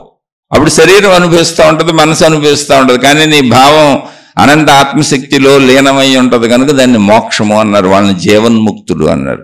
కానీ వాళ్ళకు కూడా శరీరం అనుభవించక తప్పదు, మనసు అనుభవించక తప్పదు. కానీ వాళ్ళ భావం శరీర మనస్సుల్లో లేదు, అనంత ఆత్మశక్తిలో లీనమైపోయింది. కాబట్టి వాళ్ళకి అప్పుడు తెలియదు. అంటే ఒక వ్యక్తికి ఎనస్థీషియా ఇచ్చి ఆపరేషన్ చేస్తున్నారు, అంటే మొత్తం మంది ఇచ్చారు, ఆపరేషన్ చేస్తున్నారు, కోస్తున్నారు. కానీ కోస్తున్నట్టు, చాకులతో కోస్తున్నట్టు, కుట్లేస్తున్నట్టు, 1 గంట 2 గంటలు దానికి ఆపరేషన్ చేసినట్టు ఆ నొప్పి అతనికి తెలియకుండా చేశారు.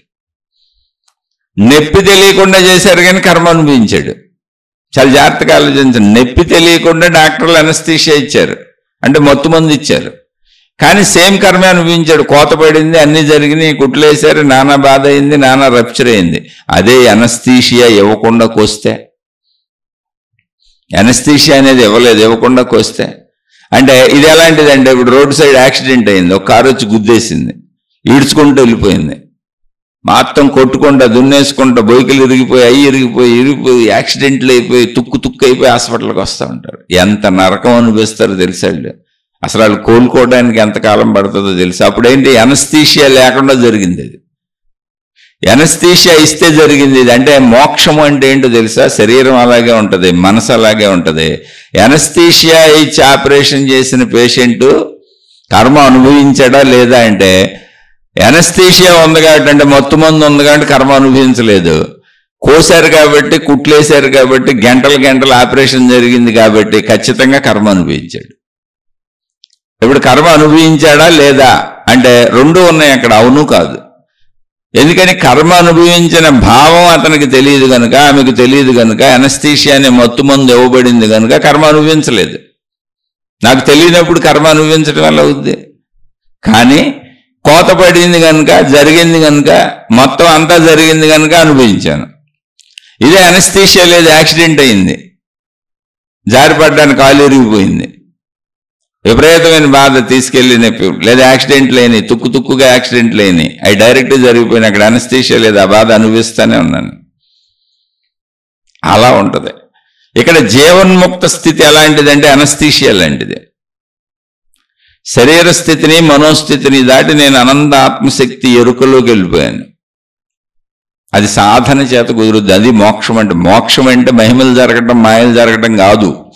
మోక్షంలో నాకు శరీరం ఉందని తెలుసు, మనసు ఉందని తెలుసు, శరీర భావాలు తెలుసు, మనోభావాలు తెలుసు. కానీ నా గాఢ భావం అనంత శక్తి, ప్రాణశక్తిలో ఉంది.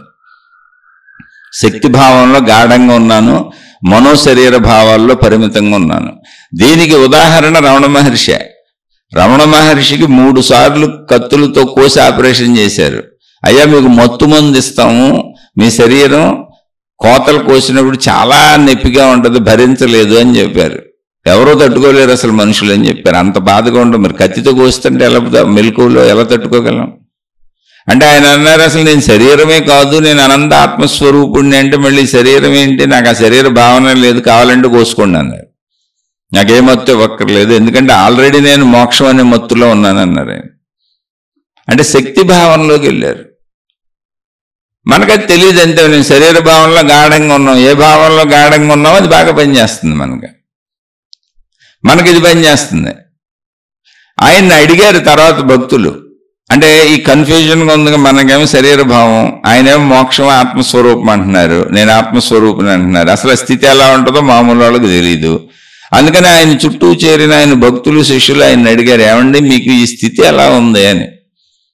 అంటే ఆయన చెప్పారు, శరీరము నేను అనే భావంలోకి ఒకవేళ ఎప్పుడైనా వస్తే నేను ఈ నొప్పి భరించలేనిదిగా, కొండంత బరువుగా, బాధగా ఉంది. ఎప్పుడైనా ఆ శరీర భావంలోకి వస్తే నేను అనంత ఆత్మశక్తిని అనేటువంటి భావంలో ఉన్నప్పుడు ఇదే నొప్పి చీమ కుట్టినట్టుగా ఉంది. అంటే శరీరం ఉంది, చీమ కుట్టినట్టుగా తెలుస్తుంది అన్నారు. అంతే. అంటే తెలియకపోవటమే లేదు, చీమ కుట్టినట్టు ఉంది. ఇప్పుడు మనకు ఎలా ఉంటుంది, మనం శరీర భావంలో ఉన్నాక అందుకని బాధలన్నీ, కష్టాలన్నీ, ఇబ్బందులన్నీ మనకు కొండంత ఉంటాయి.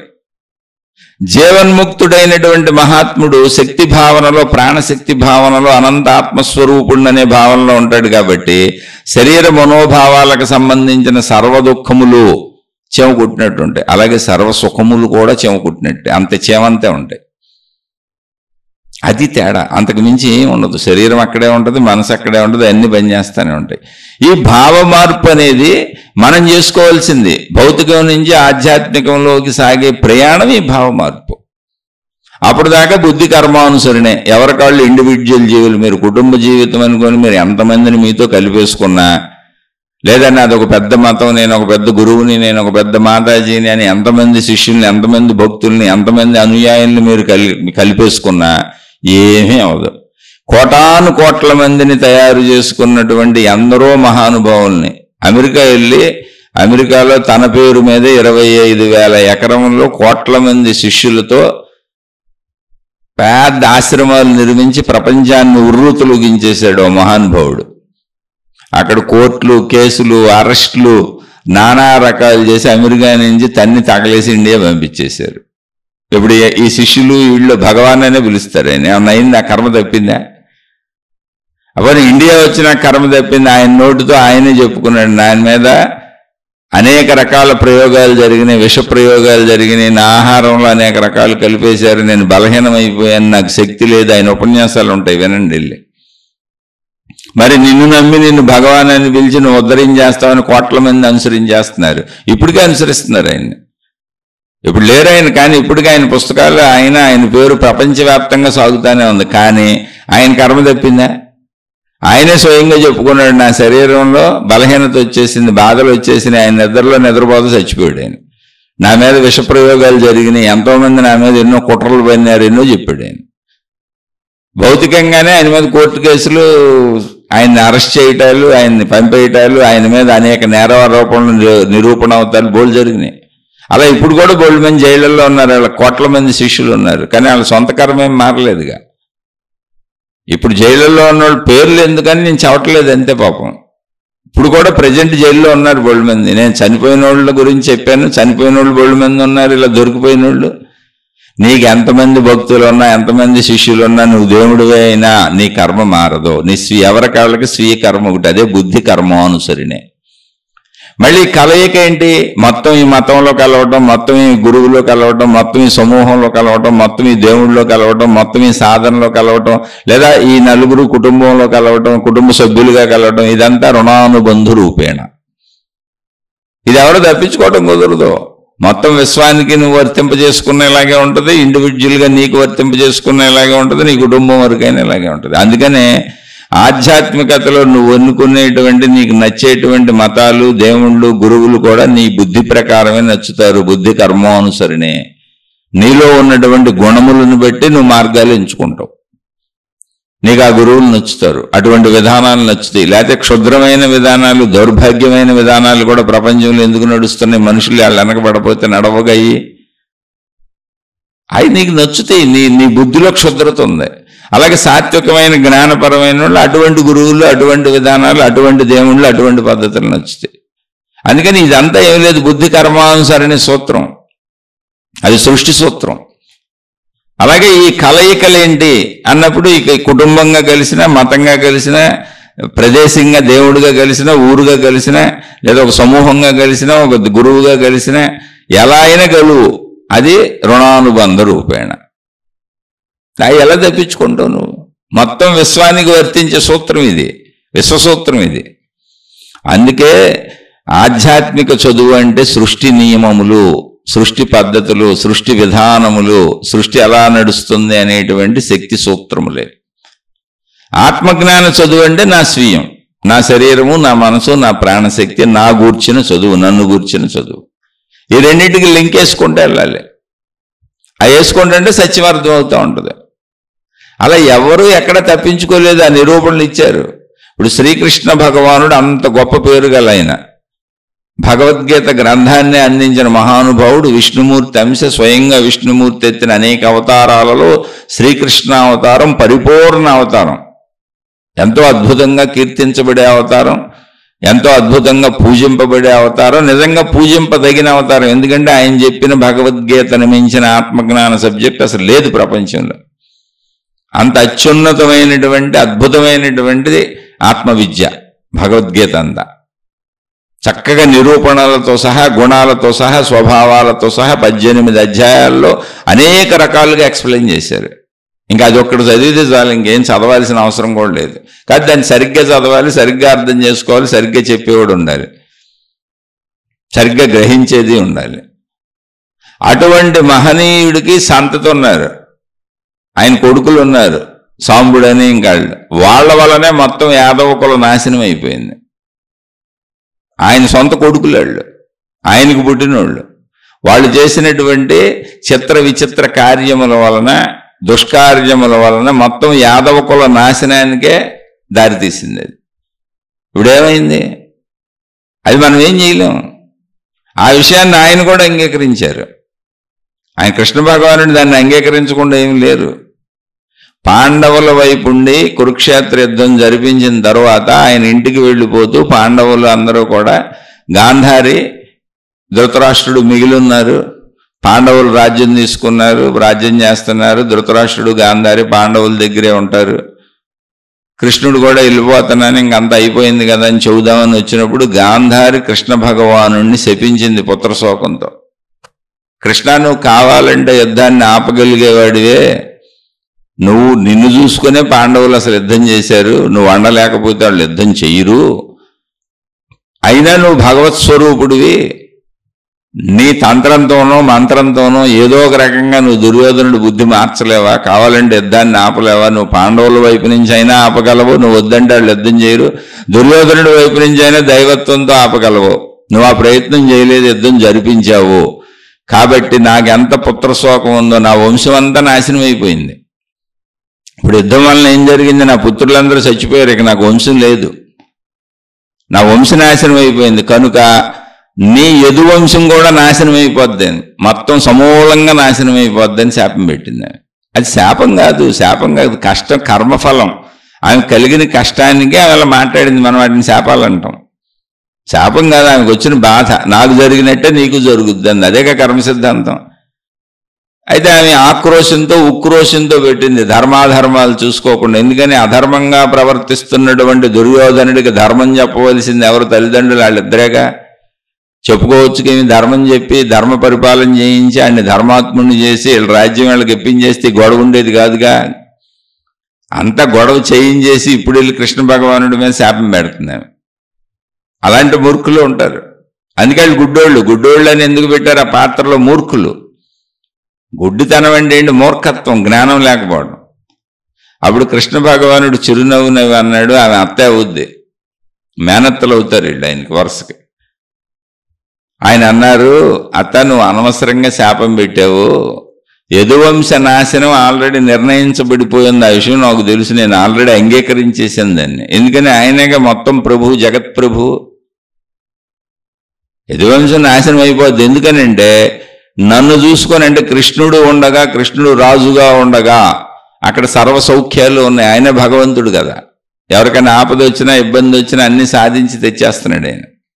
అందుకని నా అండదండలు చూసుకొని, నన్ను చూసుకొని వీళ్ళు పేటరేగిపోతున్నారు, పిచ్చోళ్ళు అయిపోయారు, తప్పుడోళ్ళు అయిపోయారు, అన్ని దుష్కార్యాలకు వెళ్ళిపోతున్నారు, తాగుబోతులు, తిరుగుబోతులు, రకరకాల వ్యసనాలకు లోనైపోయారు.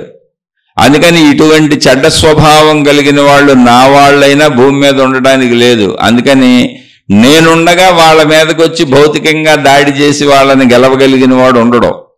ఎందుకని నేనున్నాక అక్కడ వాళ్ళని రక్షించడానికి. అందువలన వాళ్ళల్లో వాళ్లే కలహించుకొని చనిపోతారని చెప్పాడు ఆయన. అదే శాపంగా వచ్చింది. అంతకుముందు ముని శాపం పెట్టాడు. ఆ ముని శాపం పెట్టడానికి కారణమే కృష్ణ భగవానుడు కొడుకైన సాంబుడు. ఒక మునిని ఎగతాళి చేశారు వాళ్ళు. సరే, అదంతా పెద్ద కథ వద్దని చెప్పట్లేదు. ఆ మునిని అపహాస్యం చేశారంటే చిన్న వయసులో యవ్వనంలో తెలియక చేస్తూ ఉంటారుగా.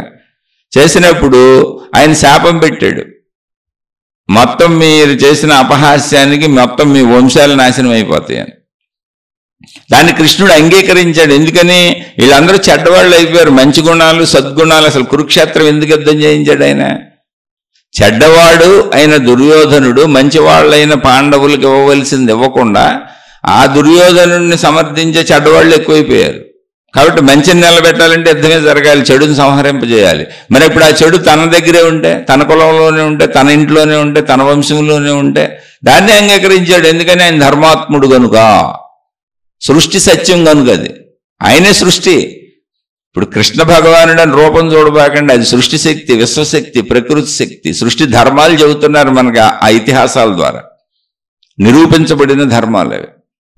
అందులో మీరు అవి చూడాలి. అవి మన కుటుంబంలో కూడా అలాగే ఉంటుంది. ఇప్పుడు మళ్ళీ కృష్ణ నీ యదువంశం నాశనం చేసుకుంటే చేసుకున్నావు, నీ పిల్లలు పోతే పోయారు, నీ కుటుంబం పోతే పోయింది, నీ భార్యలు పోతే పోయారు, నువ్వు పోతే పోయావు, నన్ను కాపాడేమని కృష్ణ విగ్రహాలు పెట్టుకొని, కృష్ణమూర్తులు కట్టుకొని, కృష్ణ ఆలయాలు కట్టుకొని నీకేమైనా పర్వాలేదు, నువ్వు ఎంత భగవద్గీత చెప్పినా పర్వాలేదు, మేము ఏం పట్టించుకొని ధర్మంగా ఉండం, మేము అధర్మంగానే ఉంటాం, మేము దుర్యోధనుడిలాగానే ఉంటాం, మేము తాగుతాం తిరుగుతాం, నువ్వు మమ్మల్ని కాపాడండి. ఆయన ఎందుకు కాపాడుతాడు? తన సొంత వాళ్ళనే ఆయన అధర్మంలోకి వెళ్తే తీసి పారేశాడు. సుదర్శన చక్రం అంటే, సు అంటే మంచి, దర్శనము అంటే ఎప్పుడూ మంచిని దర్శింపజేసేవాడు శ్రీకృష్ణుడు. అంటే శ్రీకృష్ణుడిని ఎవరైతే అనుసరిస్తారో వాళ్ళెప్పుడు సుదర్శనాన్ని కలిగి ఉంటారు. అంటే వాళ్ళు ఎప్పుడు మంచినే చూస్తారు, మంచిని చూసేలా చేస్తాడు ఆయన, మంచితో ఉండేలా చేస్తాడు ఆయన, మంచిని వినేలా చేస్తాడు ఆయన. దాని పేరే సుదర్శనము, మంచి దర్శనము. వాళ్ళకి మంచిగా కనపడుద్ది, చెడు అసలు కనపడదు. ఎందుకని? ఈ సుదర్శనం చెడుని నరికేస్తుంటుంది, వెళ్ళి చెడును ఉంచదు. శ్రీకృష్ణుడు ఎక్కడ ఉన్నాడో అక్కడ సుదర్శనం ఉంటుంది. సుదర్శనం ఎక్కడ ఉందో అక్కడ చెడు నశించిపోద్ది, మంచిగా కనపడతా ఉంటుంది. అందుకని చెడు దుర్యోధనుడు ఎగిరిపోయాడు, మంచి మిగిలిపోయింది, మంచిగా కనపడుద్ది. ఇప్పుడు సుదర్శనము పాండవ పరిపాలన అంతా. అలాగే యదువంశ నాశనము, వాళ్ళంతా దుర్మార్గులు అయిపోయారు, కుట్రలో కుతంత్రాలు, ఆళ్లలో తాగుబోతులు తిరుగుబోతులు అయిపోయారు. ఎందుకని నాయకుడు బలమైనోడు ఉన్నాడు, అన్ని తెచ్చేస్తున్నాడు, వీళ్ళని ఎదిరించేవాళ్ళు లేరు, పేటరేగిపోయారు, అహంకారం పెరిగిపోయింది, ధర్మాన్ని అలవరుచుకోకుండా అధర్మం అలవరుచుకున్నారు తన సొంత కొడుకులతో సహా. కాబట్టి అక్కడ కూడా మళ్ళీ సుదర్శనమే ఉపయోగించాడు ఆయన. దాన్ని ఆయన చెప్పాడు, ఆయన స్పష్టంగా కృష్ణ భగవానుడు చెప్పాడు ఎవరికి? గాంధారికి. అతను అనవసరంగా శపించి నీ యొక్క శక్తిని పాడు చేసుకున్నావు, నీకేమన్నా పుణ్యఫలం ఉంటే దాన్ని పాడు చేసుకున్నావు, నీ ఆక్రోశం, నీ ఈర్ష్య, నీ అసూయ, నీ ద్వేషం బయట పెట్టుకున్నావు. దానివల్ల నీ పుణ్యశక్తులు హరించుకుపోతాయి, నీలో మంచి హరించుకుపోతాయి. అనవసరంగా పాడు చేసుకున్నావు. అసలు నిర్ణయించబడి అలాగే ఉంది, ఎప్పుడో ముని శాపం ఇచ్చేశాడు, నేను అన్నింటినీ అంగీకరించేసి ఉన్నాను. ఇప్పుడు కృష్ణ భగవానుడు విశ్వశక్తి, సృష్టి శక్తి, తన సంకల్ప మాత్రం చేత అన్నింటినీ మార్చేయగలడు ఆయన. కానీ ఇక్కడ సృష్టి ఆట ఏంటి? నీ జీవితం నువ్వే జీవించాలి, నీకు స్వేచ్ఛ ఇవ్వబడింది, నువ్వు మంచి చేయొచ్చు, నువ్వు చెడు చేయొచ్చు. మంచి చేస్తే మంచి ఫలితము, చెడు చేస్తే చెడు ఫలితము. ఈ నిర్ణయాత్మకత చేసింది ఎవరు? ఆ శ్రీకృష్ణుడనే విశ్వశక్తే. దాన్ని మీరు అల్లా అంటారా, యేసుక్రీస్తు అంటారా, విశ్వశక్తి అంటారా, సృష్టి శక్తి అంటారా, లేదా సైంటిస్టులు ఒట్టి శక్తి అని పిలుస్తారా? మీరు దేవుడు అంటారా? మీరు నమ్ముతారా, నమ్మరా, నాస్తికులా, ఆస్తికులా అనేది ఇక్కడ విషయం కాదు. ఆ ఇతిహాసాన్ని అందించిన మహాత్ములు మనల్ని గ్రహించమని చెప్పిన సత్యం అది. తన సొంత ఇంట్లో తన సుమారులు, తన వంశస్థులు, తన వాళ్ళు అధర్మంలోకి వెళ్తే ఒక ముని శాపం నశించిపోద్దంటే అంగీకరించాడు ఆయన. కానీ విశ్వశక్తి ఆయనే, దాన్ని తీసేయొచ్చు ఆయన. ఎందుకని తీసేయొచ్చు అనే దాన్ని కూడా ఇతిహాసంలో చెప్పారు. ఆయన తీసేయగల సమర్థుడని కూడా చెప్పారు. ఎలా చెప్పారు తెలుసా? బ్రహ్మాస్త్రాన్ని ప్రయోగించేశాడు. పాండవ వంశనాశనం అని చెప్పి అశ్వత్థామ. పాండవ వంశనాశనం అన్నప్పుడు బ్రహ్మాస్త్రాన్ని ప్రయోగించినప్పుడు అక్కడ ఉన్న చుట్టూ ఉన్న అందరూ చెప్పారు, నాయన నీది అధర్మం అయ్యా, దాన్ని ఉపసంహరించుకో అని. అప్పుడు అతను అన్నాడు, అయ్యా నేను దాన్ని ఉపసంహరించలేను, నాకు వేయటం వరకే తెలుసు, ఉపసంహరించడం రాదు, కనుక పాండవుల్ని ఏమీ చేయదు అది, కానీ పాండవ వంశనాశనం అయిపోద్ది, పాండవులకి తర్వాత వంశం ఉండదు అని. ఆఖరి అందరూ చచ్చిపోయారు, అందరినీ అశ్వత్థామే చంపేశాడు. పడుకొని నిద్రపోతున్న వాళ్ళని పాండవ కుమారుల్ని చంపేశాడు. యుద్ధంలో అభిమన్యుడు చచ్చిపోయాడు. అభిమన్యుడు భార్య ఉత్తర గర్భంలో పరీక్షిత్తు మహారాజు గర్భంలో పసిబిడ్డగా ఉన్నాడు. ఇప్పుడు బ్రహ్మాస్త్రం అక్కడికి వెళ్తుంది, ఆయన్ని కూడా చంపేస్తే పాండవ నాశనం అంటే వంశనాశనం అవుద్ది, పాండవులకి ఏమవుదు. అప్పుడు శ్రీకృష్ణ భగవానుడు అశ్వత్థామతో చెప్పాడు, ఒరే పిచ్చోడా, నువ్వు చేయాలనుకుంటే చేసేయగలను అనుకుంటున్నావు, నీ వల్ల వద్దని, నీ వల్ల అయితే పరీక్షిత్తుని అంటే ఆ గర్భంలో ఉన్న శిశువుని పాండవ వంశాన్ని నాశనం చేసి చూస్తాను, నేనున్నాను, పాండవ వంశాన్ని రక్షిస్తున్నాను అన్నాడు. ఎందుకని? ఆయన రక్షించగలడు, ఆయన మార్చగలడు, బ్రహ్మాస్త్రాన్ని కాదు విధిరాతని మార్చగలడు. ఎందుకని? విశ్వశక్తి అనుకుంటేనే జరిగేది. అయితే ఎందుకు మార్చాడు? పాండవులు ధర్మం గనుక, అశ్వత్థామ చేస్తుంది అధర్మం గనుక, అధర్మమైన దుర్యోధనుడి వైపు నుండి అధర్మంగా బ్రహ్మాస్త్రాన్ని వేశాడు గనుక ధర్మరక్షణ కోసం రక్షించాడు ఆయన. పాండవ వంశాన్ని ఎందుకు రక్షించాడంటే ధర్మరక్షణది. రక్షించకపోతే తప్పు అవుద్ది, ఎందుకంటే ఆయన ధర్మాత్ముడు కనుక. అప్పుడు అది ప్రకృతికి సంబంధించింది అయినా, తిరుగులేని బ్రహ్మాస్త్రమైన ఇల్లు అడ్డం నుంచున్నాడు ఆయన. అంటే నుంచోగలడు, దేన్నైనా మార్చగలడు, దేన్నైనా చేయగలడు, కానీ ధర్మాన్నే చేస్తాడు ఆయన, అధర్మం చేయడు. అదే అశ్వత్థామకి నువ్వు చేసిన నీచమైనటువంటి పనికి అంటే ఏంటి? పడుకొని నిద్రపోతున్న పసిపిల్లలు నీకే హాని చేయట్లేదు, యుద్ధం కాదు, యుద్ధం అయిపోయింది. పైగా మళ్ళీ నువ్వు ఎక్కడికో మునివాటికలోకి పారిపోయి యుద్ధం అయిపోయిందని అందరూ అనుకొని ఎవరి పనుల్లో వాళ్ళు ఉంటే అసలు యుద్ధం అయిపోయినాక నువ్వు బ్రహ్మాస్త్రం వేసావు. ఎంత నీచుడురా నువ్వు, కడుపులో ఉన్న బిడ్డలను కూడా చంపుతావు, అంత నీచ మనసా. కాబట్టి నువ్వు 1000 సంవత్సరాల పాటు కుష్ఠవ్యాధిగ్రస్తమైన శరీరంతో, దుర్వాసనతో, చీమునెత్తురులు కారుతూ శరీరంతో, చావు రాకుండా భరించలేనిటువంటి ఆ బాధలతో అలాగే 1000 సంవత్సరాలు బతుకని చెప్పి శాపం ఇచ్చాడు ఆయన. చెడుకి శాపం అది కాదు, శాపం కాదు, శాపం అని మనం అంటాం, కర్మ సిద్ధాంతం అది. ఎప్పటికీ అశ్వత్థామ ఉన్నాడని చెప్పుకుంటారు. అయితే ఆ మహిమలు మాయల జోలికి వెళ్ళమంటలా నేను, కానీ అక్కడ మనకి కర్మ సిద్ధాంతపు తత్వాన్ని, సృష్టి తత్వాన్ని చూపించారు. కాకపోతే పాత్రోచితంగా చూపించారు, సినిమాటిక్గా చూపించారు, కథపరంగా చూపించారు. కానీ సృష్టిలో జరిగేది ఇంతే. దాన్ని తప్పించుకోవటం కుదరదు. అశ్వత్థామ అలాగే బతుకుతున్నాడు. దాన్ని తప్పించుకోవటం కుదరదు. ఎందుకని అలాంటి దురాగతాలు చేశాడు. నిద్రపోతున్నాను చంపేశాడు వెళ్ళి. యుద్ధంలో చంపడం వేరు. అలా ప్రతి దానికి మనకు ఆధారాలు ఉన్నాయి. ఇలాంటి ఆధారాలు మీకు 100,000 1,000 కోట్లు నిరూపించుకొని చూపించవచ్చు. మీరు ఎత్తుక్కుంటే మీకే దొరుకుతాయి. ఎవరో నాబోటోళ్ళు 10 పుస్తకాలు చదువుకొని చెప్పే ఉపన్యాసాలు ఇలాంటివే. ఇదే ఆధ్యాత్మిక చదువు అంటే, ఇదే ఆత్మజ్ఞాన చదువు అంటే. అంతే తప్ప మాయలు మహిమలు కాదు. నువ్వు శరీరం ధరించి వచ్చావంటేనే ఏదో కర్మఫలంతో వచ్చావు. ఆ కర్మ ఏదో అనుభవించుకు వెళ్ళిపో. ఆ కర్మ ఎలా ఉందో నీ బుద్ధి అలా పనిచేస్తూ ఉంటుంది. బుద్ధి కర్మానుసరినే. కుటుంబ సభ్యులందరూ అలాగే ఉంటారు. నీకైనా అంతే, నీ పక్కన వాళ్ళకైనా అంతే. నీ బుద్ధిని నువ్వు మార్చుకోవచ్చు. అది జ్ఞానం. ఆ అవకాశం నీకు సృష్టి ఇచ్చింది. బుద్ధి కర్మానుసరినని నువ్వు యాంత్రికంగా వెళ్ళిపోవక్కర్లా. నీ బుద్ధిని నువ్వు కావాలనుకుంటే జ్ఞానంతో మార్చుకోవచ్చు. అలా మార్చుకోవడానికి అవసరమైన ఆధ్యాత్మిక చదువు, ఆత్మజ్ఞాన చదువు నీకు అందించబడుతుంది. అలా మార్చుకోదలిచినటువంటి వాళ్ళు ఎవరైనా జ్ఞానులు, మహాత్ములు ఉంటే పాత కర్మలుగా చేసినటువంటి వచ్చినటువంటి కర్మ ఫలాలను శరీరంతో అనుభవించేసి, మనసుతో అనుభవించేసి, అనస్థీషియా ఇచ్చి ఆపరేషన్ చేయించుకున్న పేషెంట్లు ఎలా అయితే కర్మను అనుభవించలేదో కానీ కర్మ జరిగిందో, కోయబడిందో, అలాగే ఆత్మజ్ఞాన భావనలో లీనమైపోయి కర్మ మేము అనుభవించలేదని మహాత్ముల స్థితిలో, జ్ఞాన స్థితిలో జ్ఞానులుగా, జీవన్ముక్తులుగా ఉండి శరీరంతో మనసుతో కర్మలు అనుభవించారు. అది తప్పలా. శరీర మనస్సు స్థితిలోనే తప్పుడు కర్మలు చేస్తాం, జ్ఞానంలో చెయ్యం. జీవన్ముక్త స్థితిలో తప్పుడు కర్మలు చెయ్యం. అందుకని జీవన్ముక్త స్థితికి వెళ్ళిపోయి నిన్ను మార్చుకోవచ్చు, ఇప్పుడు మంచి పనులు చేయొచ్చు. కానీ పాత కర్మలు అనుభవించక తప్పదు, ఎవరైనా తప్పదు. అందుకని అక్కడ మళ్ళీ చెప్పారు, ఎవరు చేసిన కర్మ వారు అనుభవించక తప్పదు, యద్భావం తద్భవతి. ఇవి ఎలా మారుస్తాం మనం? ఇవన్నీ మహాత్ములు సృష్టి పద్ధతులు, సృష్టి విధానాలు, సృష్టి నియమాలు, సృష్టిలో జరుగుతున్నటువంటి సాగుతున్నటువంటి ఒక ప్రణాళిక. దీన్ని మార్చడం కుదరదు. నువ్వు ఎలా జీవిస్తావో నిర్ణయించుకు జీవించు. నీకు కావాలంటే ఇదిగో నాయన మంచిని కూడా చెబుతున్నావు, ఆధ్యాత్మిక చదువు, ఆత్మజ్ఞాన చదువు చెబుతున్నావు. కాదు ఈ కర్మ సిద్ధాంతం నేను నమ్మనంటావా? ఇదిగో నీకు అనేక ఇతిహాసాలు, అనేక పురాణాలు, అనేక చరిత్రలు జరిగినవి కూడా నీకు సాక్ష్యాలుగా చూపిస్తున్నాం.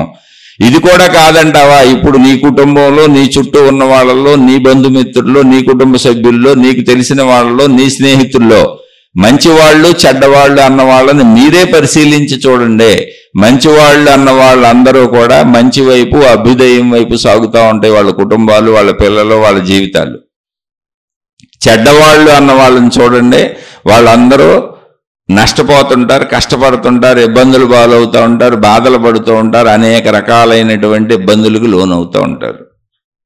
అలాగే ఒక కుటుంబంలో వ్యక్తుల్లో ఈ వ్యక్తి మంచివాడు, ఈ వ్యక్తి చెడ్డవాడు అని ఒకే కుటుంబంలో ఉన్నప్పుడు ఆ చెడ్డవాడు అన్నవాళ్ళు ఎక్కువ దుఃఖానికి లోనవుతూ ఉంటారు, ఎక్కువ బాధలకు లోనవుతూ ఉంటారు, ఎక్కువ భయాలకు లోనవుతూ ఉంటారు. మంచివాళ్ళు అన్నవాళ్ళు హాయిగానే బతుకుతూ ఉంటారు. కాకపోతే అయ్యో మా వాళ్ళు ఇలా ఉన్నారని కించిత్తు బాధకు లోనవుతూ ఉంటారు. అది రుణానుబంధ రూపేణ. ఇది తప్పదు. కాబట్టి ఈ సూత్రాలను మీరు తెలుసుకోకపోతే ఒక కుటుంబ జీవితంలో మీరు ఆధ్యాత్మిక జీవితాన్ని గడపలేరు, ఆత్మజ్ఞాన చదువుని చదవలేరు, ఆధ్యాత్మిక చదువు చదువుకోలేరు. తామరాకుపై నీటి బొట్టులా ఉండడం తప్ప ఏమీ చేయలేరు మీరు. కుటుంబంలో ఉన్న నేను కుటుంబ యజమానినైనా, నేను భార్యనైనా, నేను భర్తనైనా, నేను కొడుకునైనా, నేను కూతురునైనా, నేను తల్లినైనా, నేను తండ్రినైనా, నేను ఎవరినైనా నేను ఎదుట వ్యక్తికి ఏమీ చేయలేను. వాళ్ళ బాధ నేను తీయలేను, వాళ్ళ నొప్పి నేను తీయలేను, వాళ్ళ బుద్ధిలోకి జ్ఞానాన్ని నేను చొప్పించలేను, ప్రవేశింప చేయలేను. నా బాధ్యతలేంటో నేను చేయగలను, నా కర్తవ్యాలేంటో చేయగలను. నేను నాలోకి నేను జ్ఞానాన్ని చొప్పించుకోగలను, నన్ను నేను మార్చుకోగలను, నాకు గుణమార్పు చేసుకోగలను. అది కూడా నేను ప్రయత్నించి సాధించి నేను తపస్సు చేసుకొని నన్ను నేను సాధన చేసుకొని మార్చుకోవాలి. ఎదుటి వ్యక్తిది అసలు కుదరదు. నా భార్య అయినా, భర్త అయినా, తల్లి అయినా, తండ్రి అయినా. కాబట్టి తెలుసుకోండి, రుణానుబంధ రూపేణ. కుటుంబం ఏంటంటే రుణానుబంధ రూపేణ. మరి వీళ్ళందరూ ఇలా ఎందుకున్నారు అంటే బుద్ధి కర్మానుసరినే. నాకే ఇలా ఎందుకు జరుగుతుంది అనద్దు. కర్మ సిద్ధాంతం పనిచేస్తానే ఉంది. రుణానుబంధ రూపేణ బుద్ధి కర్మానుసరిణే యద్భావం తద్భవతి. ఎవరు చేసిన కర్మ వారు అనుభవించక తప్పదు. దేవుళ్ళకి అదే జరిగింది, మహాత్ములకి అదే జరిగింది, గురువులకి అదే జరిగింది, ఎవరికైనా అదే జరుగుతుంది. ఎంతోమంది జైళ్ళల్లో ఉన్నారు గురువులు. ఇప్పుడున్న గురువులు అందరికీ శరీరపరంగా అనారోగ్యాలు ఉన్నాయి, అన్ని రకాల బాధలు ఉన్నాయి. ఇప్పుడున్న గురువులకి కుటుంబాలు ఉంటే కుటుంబాలకు సంబంధించి సమస్యలు ఉన్నాయి, అన్నీ ఉన్నాయి. కానీ అది వృత్తిగా ప్రవృత్తిగా పెట్టుకెళ్తుంటే ఇప్పుడు నేను మీకు ఇలా చెబుతున్నాను. ఈ చెబుతున్నది ఒకటే మీకు తెలుసు కాబట్టి, నా మాటలు ఒకటే మీకు తెలుసు కాబట్టి, మీరు నన్ను చూడలేదు కాబట్టి, నా కుటుంబం మీకు తెలియదు కాబట్టి, నా సమస్యలు మీకు తెలియదు కాబట్టి, నన్ను ఏదో గొప్పోడని మీరు అనుకొని కొంతమంది గురువు గారని నమస్కారాలు పెడతారు, కొంతమంది స్వామి అని నమస్కారాలు పెడతారు, కొంతమంది భగవాన్ అని నమస్కారాలు పెడతారు. ఏదో నేను గొప్పోడిని అనుకుంటారు. ఏమీ కాదు, నాకు అన్ని సమస్యలు ఉన్నాయి. శరీరంగా ఉంది, శరీరపర సమస్యలు ఉన్నాయి. మనసు ఉంది, మానసిక సమస్యలు ఉన్నాయి. కుటుంబం ఉంది, కుటుంబిక సమస్యలు ఉన్నాయి. సామాజిక సమస్యలు ఉన్నాయి, ఆర్థిక సమస్యలు ఉన్నాయి. ఒక మనిషికి ఎన్ని సమస్యలు ఉంటాయో అన్ని సమస్యలు ఉన్నాయి. ఒక మనిషికి ఎన్ని భయాలు ఉంటాయో అన్ని భయాలు ఉన్నాయి. ఒక మనిషికి ఉండవలసినవి అన్ని మంచిలు ఉన్నాయి, చెడులు ఉన్నాయి. నాకు అందుకే నేను ఎప్పుడు చెబుతున్నా సామాన్యుడినే. దూరపు కొండలు నునుపు అంటే మీకు కనపడదు కాబట్టి మీరు అలా అనుకుంటారు. నన్ను ఎలా అనుకుంటున్నారో మీరు మిగిలిన గురువుల్ని, మిగిలిన మహాత్ముల్ని, మిగిలిన దేవుళ్ళని, దేవతల్ని అందరినీ ఎలాగే అనుకుంటున్నారు. కానీ పర్సనల్గా వెళ్తే ఎవరి సమస్యలు అనుకుంటాయి. అలా అనుకోండి, తప్పులేదు. జ్ఞానం నేర్చుకోండి. ఎందుకు పర్సనల్గా వెళ్ళి అందరి దగ్గర? కానీ వాళ్ళకేదో సుఖం దొరికిపోతుంది, వాళ్ళు ఏదో ఇబ్బందులు లేకుండా బతికేస్తున్నారు, నేనే ఇబ్బందులు పడుతున్నానని మాత్రం అనుకోబాకండి. శరీరం ధరించి బతికిన ప్రతి వాళ్ళు ఇబ్బందులకే లోనయ్యారు. అవే మనకి చరిత్రలు చెబుతుంది. రామాయణాలు, మహాభారతాలు, అనేక రకాల ఇతిహాసాలు, పురాణాలు, అనేక రకాల అనేక మతాల్లో ఉన్నటువంటి గ్రంథాలు చరిత్రలో బోధిస్తుంది. అంతా కూడా ఎప్పుడూ కర్మ సిద్ధాంతం ఇక్కడ నడుస్తుందని, సృష్టిలో ఒక ప్రణాళిక ఉందని, ఒక విధానం ఉందని, సృష్టికి ఒక పద్ధతి ఉందని. ఆ పద్ధతులు తెలుసుకుంటే, ఆ విధానం తెలుసుకుంటే, మీ కుటుంబంలో మీరున్న చోట మీ వాళ్ళ మధ్యలో మీ ఆధ్యాత్మిక చదువుని, మీ ఆత్మజ్ఞాన చదువుని తామరాకుపై నీటి బొట్టులు ఎలా నేర్చుకోవాలి, అలానే మీ వాళ్ళని వదిలేయద్దు, బాధ్యతలు కర్తవ్యాలు ఎలా చేయాలి, సంసార జీవితంలో చక్కగా అన్నీ అనుభవిస్తూ అందరికీ అన్నీ అందిస్తూ ఎలా బ్రతకాలి అనేటువంటిదే తపస్సు, సాధన. దాన్ని బాగా చేయగలుగుతారు. అదే తపస్సు. సాధన అంటే అదే. అన్నీ కుదిరిపోతే సాధన తపస్సే ఉంది. అందుకని అలా ఎత్తుక్కుంటూ నేను ఎలా ఉండాలి, నా కర్తవ్యాలు ఏంటి, నా బాధ్యతలు ఏంటి, ఈ కుటుంబంలో, ఈ కుటుంబ సభ్యుల మధ్యలో, ఈ సమాజంలో, ఈ సమాజం మధ్యలో, ఈ వృత్తి వ్యాపార ఉద్యోగాల్లో వీళ్ళందరి మధ్యలో నేను ధర్మంగా మంచిగా వాళ్ళని నొప్పించక తానవ్వకన్నట్టు ఎలా తప్పించుకుంటూ, ఎలా ఒప్పించుకుంటూ, ఎలా మెప్పించుకుంటూ అందరినీ ఎలా సాధన చేయాలి అనేదే మీ తపస్సు. అదే మీ జ్ఞానం. ఆధ్యాత్మిక చదువు ద్వారా, ఆత్మజ్ఞాన చదువు ద్వారా దాన్ని నేర్చుకొని అలా జీవించి మీ జీవితాలను తరింపజేసుకోండి. ఆలోచించి చూడండి. అర్థం కాకపోతే మళ్ళీ ప్రశ్నించండి, మళ్ళీ మాట్లాడుకుందాం. శుభమస్తు. మీకు మీ కుటుంబ సభ్యులకు మేలు చేకూరుగాక. మరలా మరొక కొత్త శీర్షికతో కలుసుకుందాం.